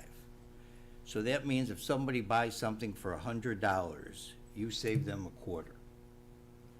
It just seems immaterial to me. Well, that's in a specific case. In the grand scheme of things, 1/4%, by your estimates, is $21 million that would stay in the pockets of consumers over the course of this district. So it's a quarter maybe for one person, but tens of millions Skokie collectively. consumers.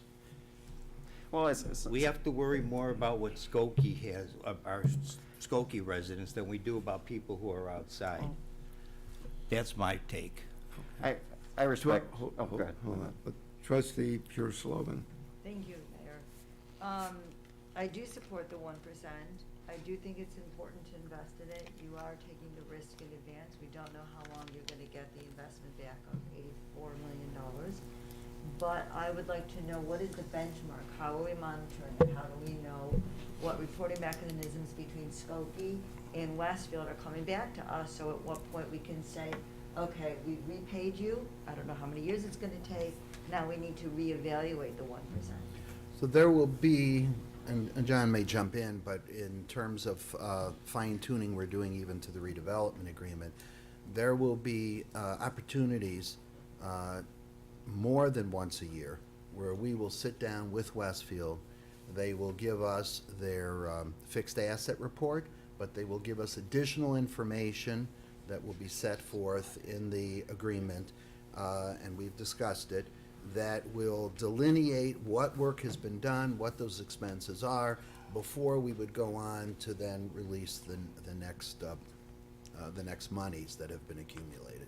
So our oversight will be in dialogue as presented to us in some documentation, and we would certainly, I'm sure, in those situations be able to say to them, and what do you envision for the next couple of months? That'll be more of a oral conversation, but it will be, again, a private-public partnership that will be engaged in dialogue and some document presentation.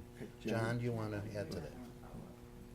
Sure. The expenditures are also regulated by the state statute, and so there's specific items that are eligible for the expenditure, and then also this will be subject to the village's annual audit.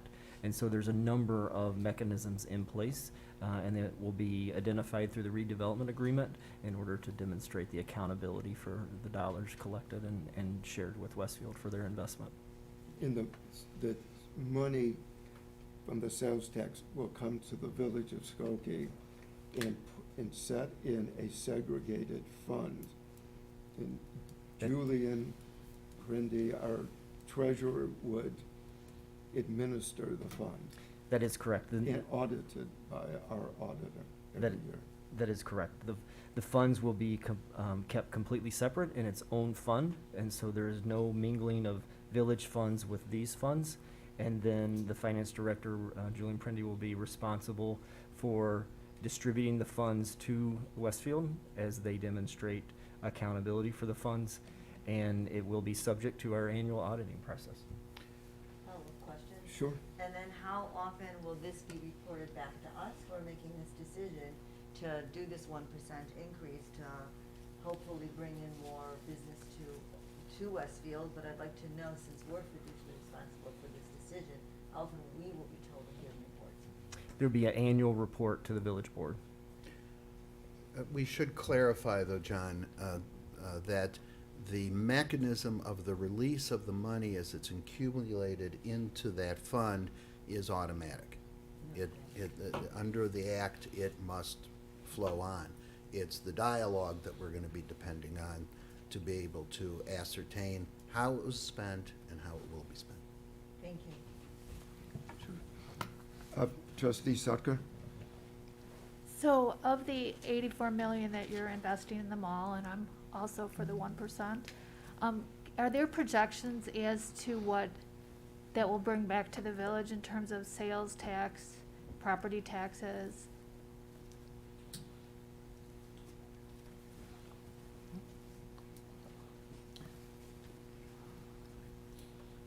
Trustee Sucker, on the property tax side, we would expect the equalized assessed valuation to increase by that proportional amount. So actually would create more value within those underlying taxing jurisdictions. So in effect, Westfield will be paying more in property taxes because the asset will increase in value. Over the last 5 years, the asset, if you look at the whole pre-COVID, has been stagnant. There's been significant vacancy. The goal of Westfield, and I'll turn it back over to Serge, is to double the sales at the center. So really the proof is in the pudding, not only from the property tax levy that the underlying taxing jurisdictions receive, park district, schools, library, but also the sales tax receipts, which we will see on a monthly basis. Yeah, Len said it exactly correctly. Prior to COVID, we were right around $500 million in sales. We are looking to double that figure and, in essence, really double the sales tax base for the community, which is, it's a great thing, and this initial investment doesn't really take away from that at all. It, should increase in value over time. Thank you. Trustee Robinson, did you have your hand up? I did. I just wanted to state the obvious, that I know 80% is gonna be paid by others, but we're still paying for the other 20%. I haven't heard it, and I know people are thinking about it. I just wanted to name it. Yes, I think it's worth the investment, but I just wanted to name it. Thank you. Trustee Kuhn.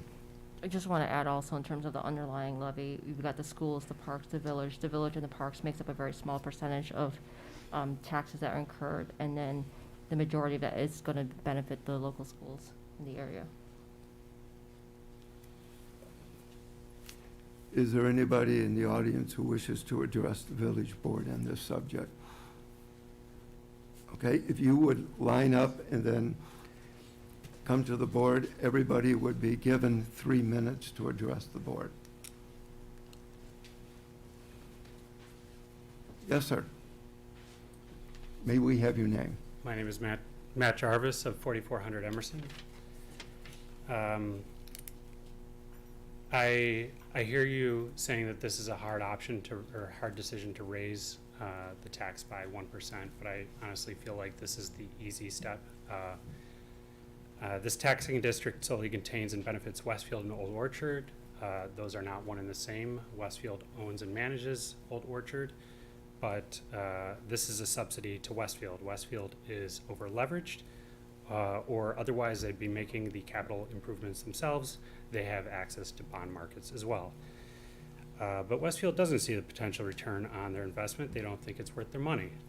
It's not the village's job to keep failing businesses or business models afloat.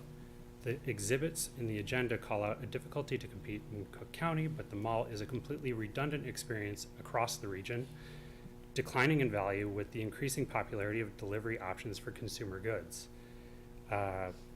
The focus is to attract non-resident consumers, the other people who are paying for this, but additional taxes aren't going to make it more appealing when they could order online for cheaper and with less hassle. I didn't hear a whole lot about changing the vision of Old Orchard. I hear about improving parking structures, resurfacing parking lots, modernizing elevators, but that's not exactly going to make people flock to Old Orchard.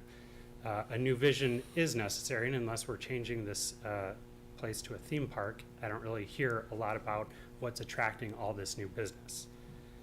If Westfield can't compete in the market, they should be forced to sell at liquidation, to be redeveloped, or to reduce property costs to a new owner.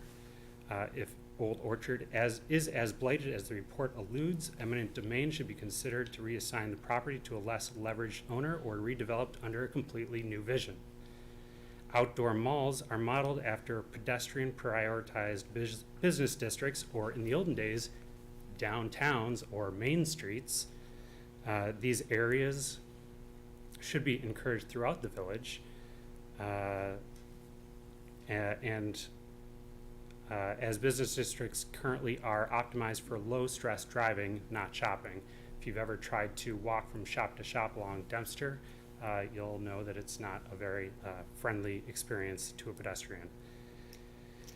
Tax dollars should be focused on making brick and mortar commercial options more accessible to residents where they live, not encouraging people to commute to a mall. I urge you to vote no on this new taxing district, or to levy the tax now that you've already voted on the taxing district, as it financially chains Skokie to a 70-year-old business model that focused on cars over people and pushes us further away from our climate goals. Thank you.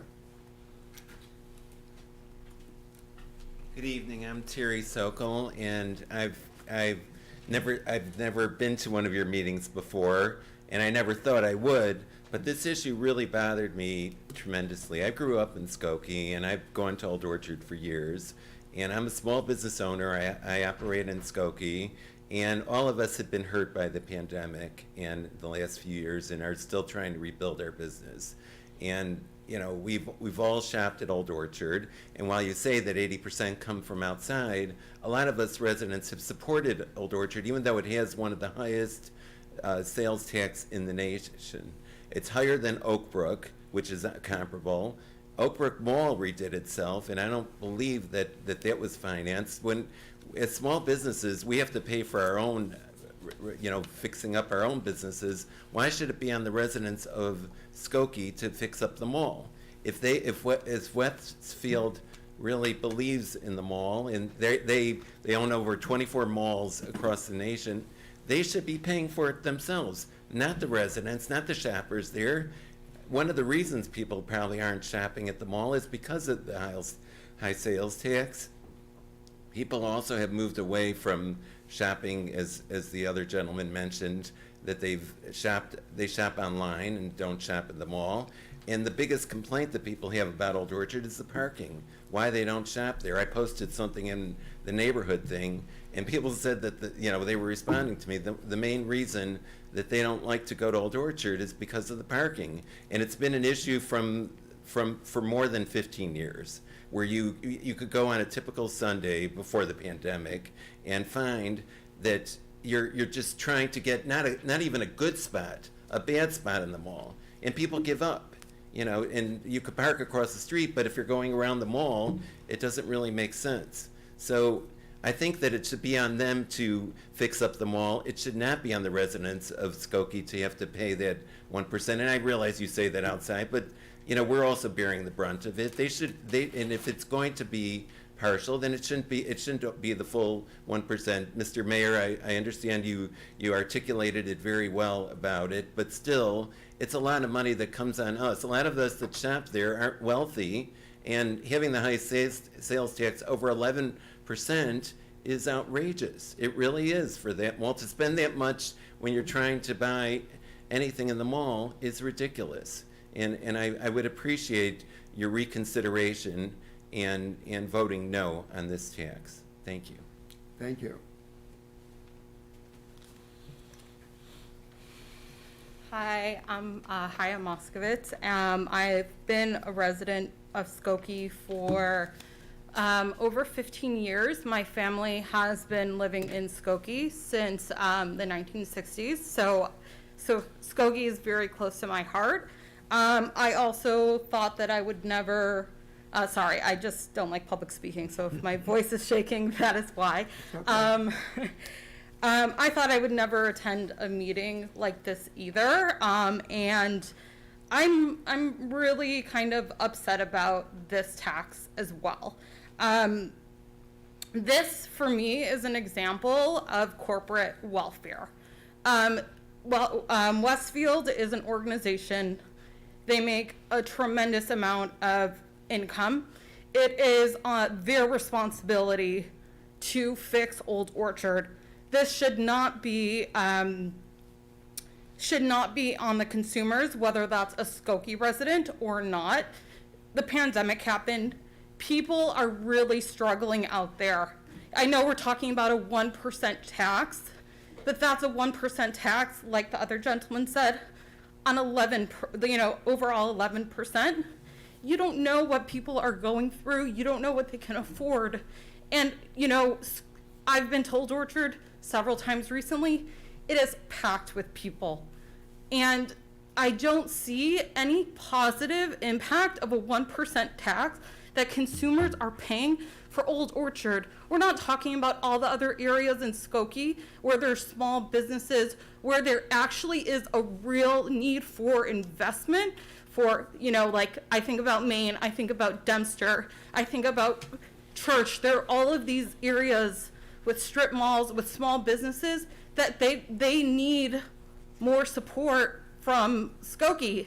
And if you were saying that was a 1% tax that was going to small businesses, I would feel a lot more comfortable than a 1% tax going to a corporation that should be funding their own improvements for the property they manage. It is ridiculous to me that we want to put this on consumers, on residents of Illinois or other places to fund something that the business should be doing themselves. Malls are a failing business model in general. It really makes me upset that we are even considering something like this, that the business should be handling themselves. And I really only see negative impacts of this. I don't think consumers are gonna wanna go to the mall and pay a 1% tax on everything else that they're already paying for. I mean, personally, myself, I'm only gonna go there if I need something immediately. But, I'm not gonna go there regularly to shop anymore, or to go get dinner or lunch or meet friends if there's additional tax, quite honestly. There's no point for me to do that. I can go to Evanston, I can go to other areas in Skokie, I can go to Chicago that doesn't have that tax, because I don't personally agree with it. So I really encourage you not to support what I view as corporate welfare and the government and citizens paying towards a corporation. So please do not support this. Please vote no. Thank you. Thank you.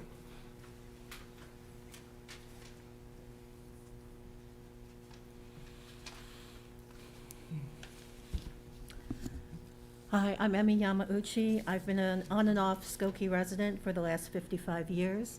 I have a couple questions for the Westfield folks. One is that, have there been any other municipalities that you've approached about this kind of an arrangement? Not specifically for Old Orchard, but I mean, since Westfield is a national. Ma'am, address the board. Sorry. Not to Westfield, address the village board. Then I would like to know, did the board ask Westfield if they had approached other municipalities in the United States for this kind of arrangement? I've got a series of questions. Have you seen Westfield's renovation plans, and have you seen the budget? Does it take into account inflation, the current supply chain problems, issues like that? Will if this 1% is the absolute necessity for this project to move forward, what's the estimate for the number of years?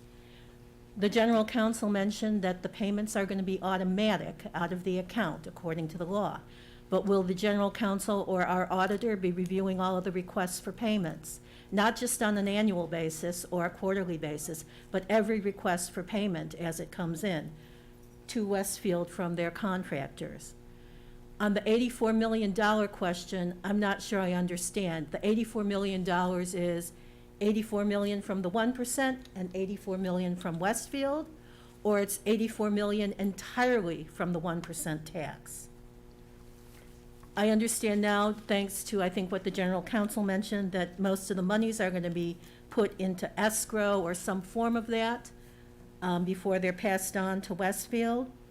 But I am interested in knowing, if the renovations don't take place, if there's a kind of fish or cut bait moment, what happens to the monies in that account? Can they be repurposed, or are they somehow, I don't know, returned to the 80% and the 20%? And I'd also like to know, in the event of a dispute, what state is going to be the state where the dispute will be settled? Illinois or California, where Westfield's I don't want to say mothership, but headquarters is, or will it go to arbitration, mediation? So, thank you. Thank you. Did you have anything that you want to respond to, John?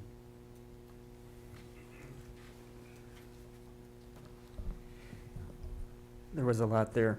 I think right off the bat, this will be about 220th in Illinois of the business districts. And so this is specific to Illinois. I can't speak to other states if they have this type of financing tool. The renovations plans have been talked about extensively in order to retain existing businesses and attract new businesses. The budget is $84 million received in the 1% business improvement district tax, and then Westfield will be contributing additional resources, so the improvements will exceed $84 million in cost. Every dollar that is received in the business district tax has to be spent only on eligible expenses per state statute, and so the village will ensure that every dollar is spent according to state statute, the business improvement plan, as well as the upcoming redevelopment agreement. And so there's a number of mechanisms to ensure the money is spent as it is intended. If the renovations don't take place and the business district tax needs to be rescinded, then the village has the ability to pass an ordinance to rescind the tax if the agreement is not being followed as it was intended. And in the event of dispute, the attorneys are currently working out all of those details in the redevelopment agreement to be able to resolve disputes. I'm sorry, those were not answers really to my question.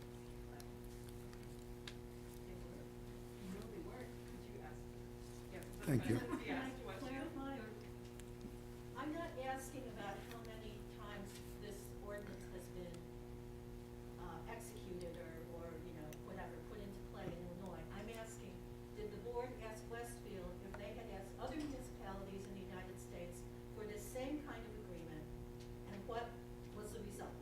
Did it work out, or is it still, a work in progress? Number one. My second question was not, or my other question was not about whether or not the village had the authority to rescind the business district designation. My question was, what happens if there is money in that account at the time, let's hope it doesn't happen, but if the renovations do not go through, or if Westfield, if Old Orchard gets sold to some other corporation, and they decide maybe they would just rather dump the whole thing, what happens to that money? So the Westfield Old Orchard project, as it relates to the village of Skokie, is unique. So Cook County property taxes in the state of Illinois are unusually high. They're very significantly higher than the national average. And so in our situation, there has not been significant capital expenditures in our mall in the last 20-plus years. And so the village and Westfield have been talking for years and years about the next chapter for the mall and how to invest in the mall. And because Westfield's international portfolio, our property, unfortunately, is the highest property taxes than in any other property they have. And to put that in perspective, the village of Skokie annual property tax levy is $15.4 million. So we collect annually $15.4 million in all of the properties in town for property taxes. Westfield's property tax bill is in excess of $14 million. So the village is only 6% of that. And so 94% of their over $14 million annually in property taxes is going to support 70% about to the schools and all the other taxing districts. And so they can't invest in the mall to the degree that it needs in order to be viable in the long term. And so the village in Westfield has been problem solving. And we looked at other mechanisms that are potential public-private partnerships. TIF district was one that was talked about. It was rejected. The ability to share sales tax between the village, what we collect, and the private property owner was rejected. The village of Skokie does not do that. And so as we have been problem solving, we are convinced that Westfield is not viable in the long term without some type of public-private partnership. And so this is the best solution in the state of Illinois that we could come up with. And so we have not been concerned about other states. We have been focused on Cook County and the issues that we're trying to resolve. We also have worked with smaller businesses in town with a number of different programs in order to offset the property tax burden for them in order to retain businesses in town. So we've issued 28 over the last number of years. We've issued over 28 classifications for property tax relief for smaller businesses. I just met with an office building in town. They said that the property taxes here versus Lake County there's a $7 differential. And so they are trying to attract tenants to their office space that are saying to them $7 cheaper per square foot on an annual basis just because of property taxes in Lake County.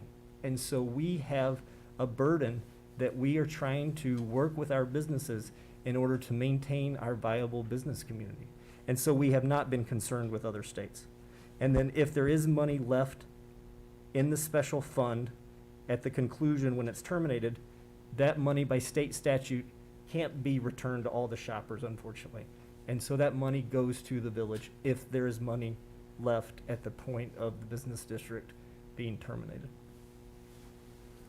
Okay, I'm sorry, I would just say with all due respect, I really think there should have been due diligence done with respect to other agreements that Westfield may have made with other municipalities for other malls. I'm sorry. Okay. Just accept the fact we may be unique, but that does not relieve folks from doing their due diligence to get the big picture. Thank you.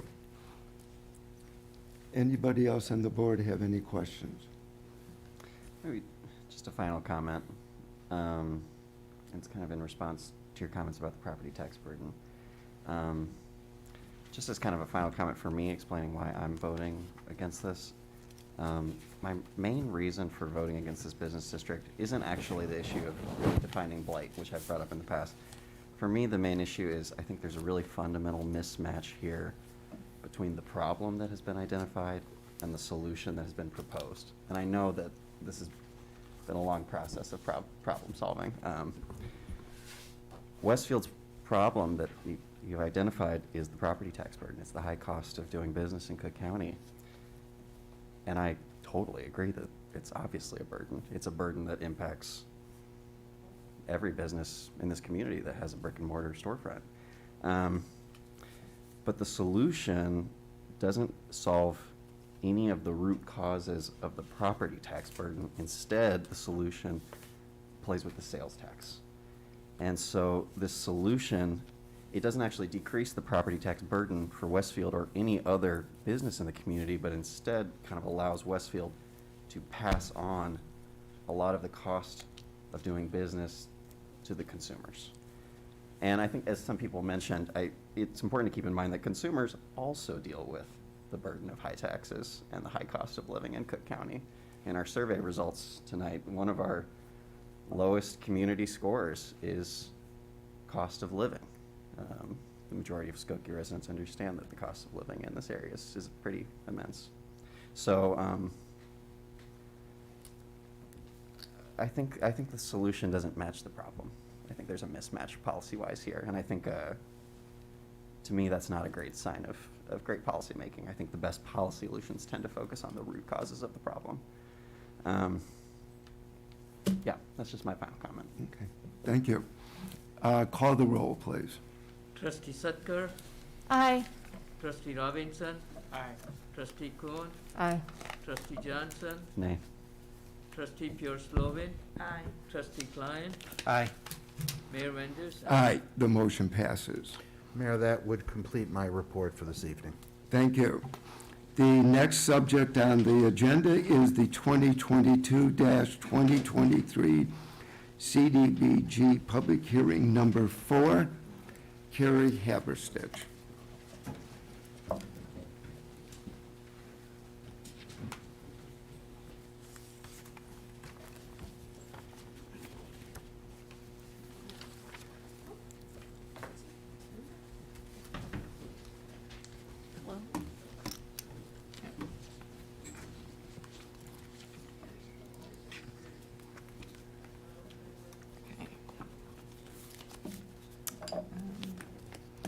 There we go.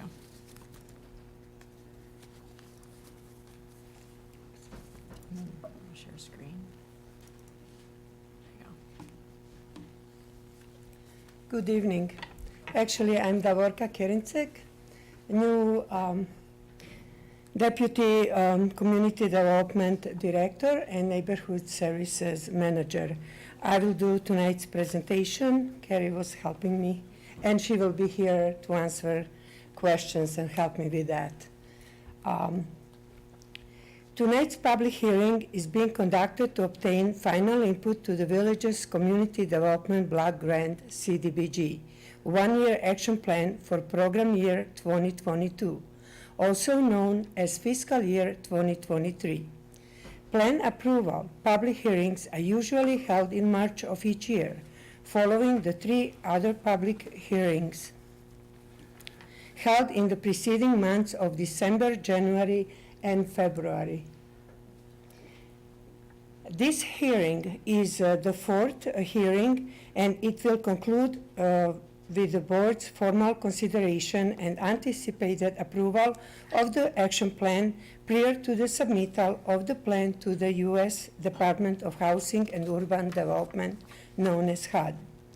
This hearing was legally advertised in a local newspaper on February 3rd, including a list of the statutory goals of the CDBG program and the proposed projects and activities for the action plan.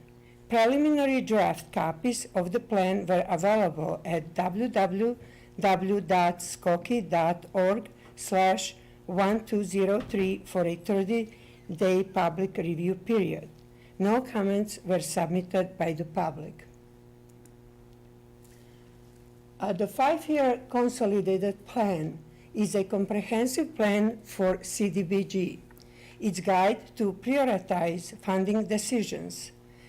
General review of demographics also addressed the 3 primary goals of the 1974 Housing and Community Development Act.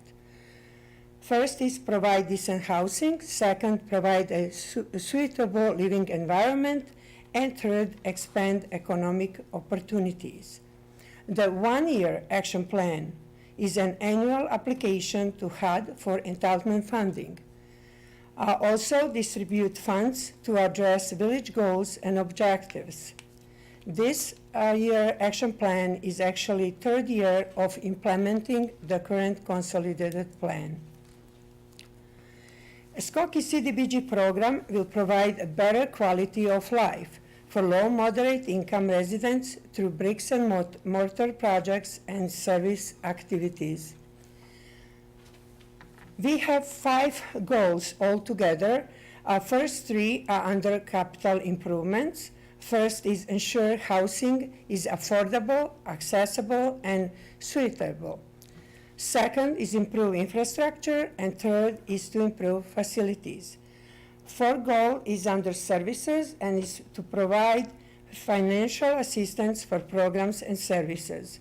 Under planning and administration, we have our 5th goal, which is to conduct planning and administration activities. Under capital improvements objectives, we have 3 objectives. First is ensure housing is affordable, accessible, and suitable, which includes owner-occupied homes, affordable rental apartments, elderly and frail elderly, special needs, and energy efficiency. Second capital improvements objective is improve infrastructure, which would be street resurfacing projects in low moderate income neighborhoods and sidewalk replacement projects for owner-occupied low moderate income households. Third capital improvement objectives is improve facilities, which would have construction and rehabilitation projects so organizations can provide improved, expanded, or more affordable services with other funding sources. Under services objectives, we have several programs and services like counseling, supportive and referral activities, children and youth, senior age in place, special needs, dental, and other health cares, and several other services. Under planning and administration objectives, we have conduct planning and administration activities like 5-year consolidated plan, 1-year action plan, and year-end consolidated annual performance and evaluation report known as CAPER, and also day-to-day activities. A CDBG funding focuses is help Skokie's residents in need directly or via non-for-profit organizations. Funding, how we plan funding, $600,000 comes from entitlement funding, $105,000 unallocated funds to be used, and $7,200 from program income. That gives us total budget of $712,200, and that total budget is actually subject to flexibility when entitlement amount is known, what we don't know for now. A substantial amendment to the action plan will be required if entitlement funding is less than $480,000. Not be pursued if entitlement funding is greater than $720,000. Flexibility built into the action plan to minimize chances of substantial amendment is plus minus 20%. If entitlement funding is less than $600,000, then would be taken following steps. across-the-board adjustment will be pursued, no amount to be less than $3,000, no reduction less than 80% of budget amount, and previously unallocated funding might be available for construction rehab projects. If entitlement funding is greater than $600,000, adjustment to the services and projects will be as follows. Social worker, that depend on balance of 15% services cap, home improvement program balance up to 90,000 total, and neighborhood enhancement program would be remaining balance. Next steps for this action plan is that board's approval of the action plan tonight, and submit the action plan on Thursday, March 17, or after Skokie's entitlement funding amount is known. This would end my presentation. If you have any questions. Thank you. A motion to accept the one-year action plan as just presented would be in order. Trustee Pure-Slovan, seconded by Trustee Kuhn. Are there any comments or any questions? Yes. The $105,000 unallocated, is that from last year that wasn't used, or? Didn't meet the criteria? Correct. From, that is from program year 2019. Oh, okay. Thank you so much. You're welcome. By the way, great presentation. Thank you. Thank you. Call the roll, please. Trustee Sudker, Aye. Trustee Robinson, Aye. Trustee Kuhn, Aye. Trustee Johnson, Aye. Trustee Pure-Slovan, Aye. Trustee Klein, Aye. Mayor Van Dusen. Aye, the motion passes. Thank you. I want to take just one moment and tell our Ukrainian neighbors that our hearts go out to them as we watch those clips on the news. The devastation that's been wreaked on the sovereign state of Ukraine is horrifying. We are with you. We admire you. This is a terrible human tragedy.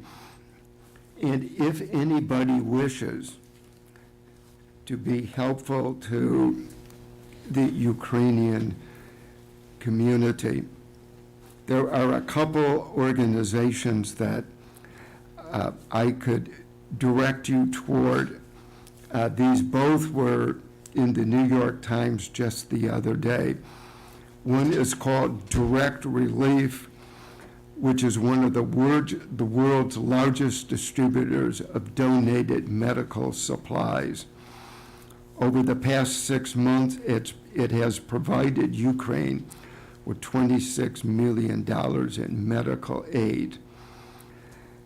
Mercy Corps provides humanitarian assistance and community building in more than 40 countries. After Russia annexed the Crimea in 2014, Mercy Corps sent workers to Ukraine's separatist regions to repair war-damaged houses and deliver water and sanitation supplies. Mercy Corps is sending aid workers to Poland along the Ukrainian border. Save the Children is an organization that I think probably most of us are familiar with. It sends aid workers to distressed areas around the world that have been ravaged by either physical problems like flooding or war-torn areas. And then finally, the Ukraine Crisis and Relief Fund. Ukraine's children are in grave danger of physical harm, severe emotional distress, and mass displacement. Save the Children is concerned with helping these children in the middle of armed conflict. Ukraine crisis relief will be of assistance to the Ukrainian community. I saw in the news this evening that close to 2 million Ukrainians have now left their country and have gone or sought to go to the Polish border. This is an immense humanitarian crisis. It need not have happened. And so if anybody would like to contribute, these are 3 or 4 organizations that have been vetted, and I think you could feel assured that it would be of assistance to the Ukrainian people. To our neighbors from the Ukraine, we extend our deepest sympathies. Trustee Pierce-Lovin works in this very area, and she can speak much more eloquently than I can. But our hearts go out to the Ukrainian people at this severe time. Trustee Sutker.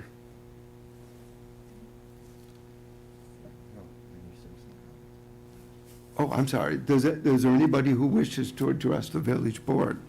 I beg your pardon. I move we adjourn. Thank you. We are adjourned.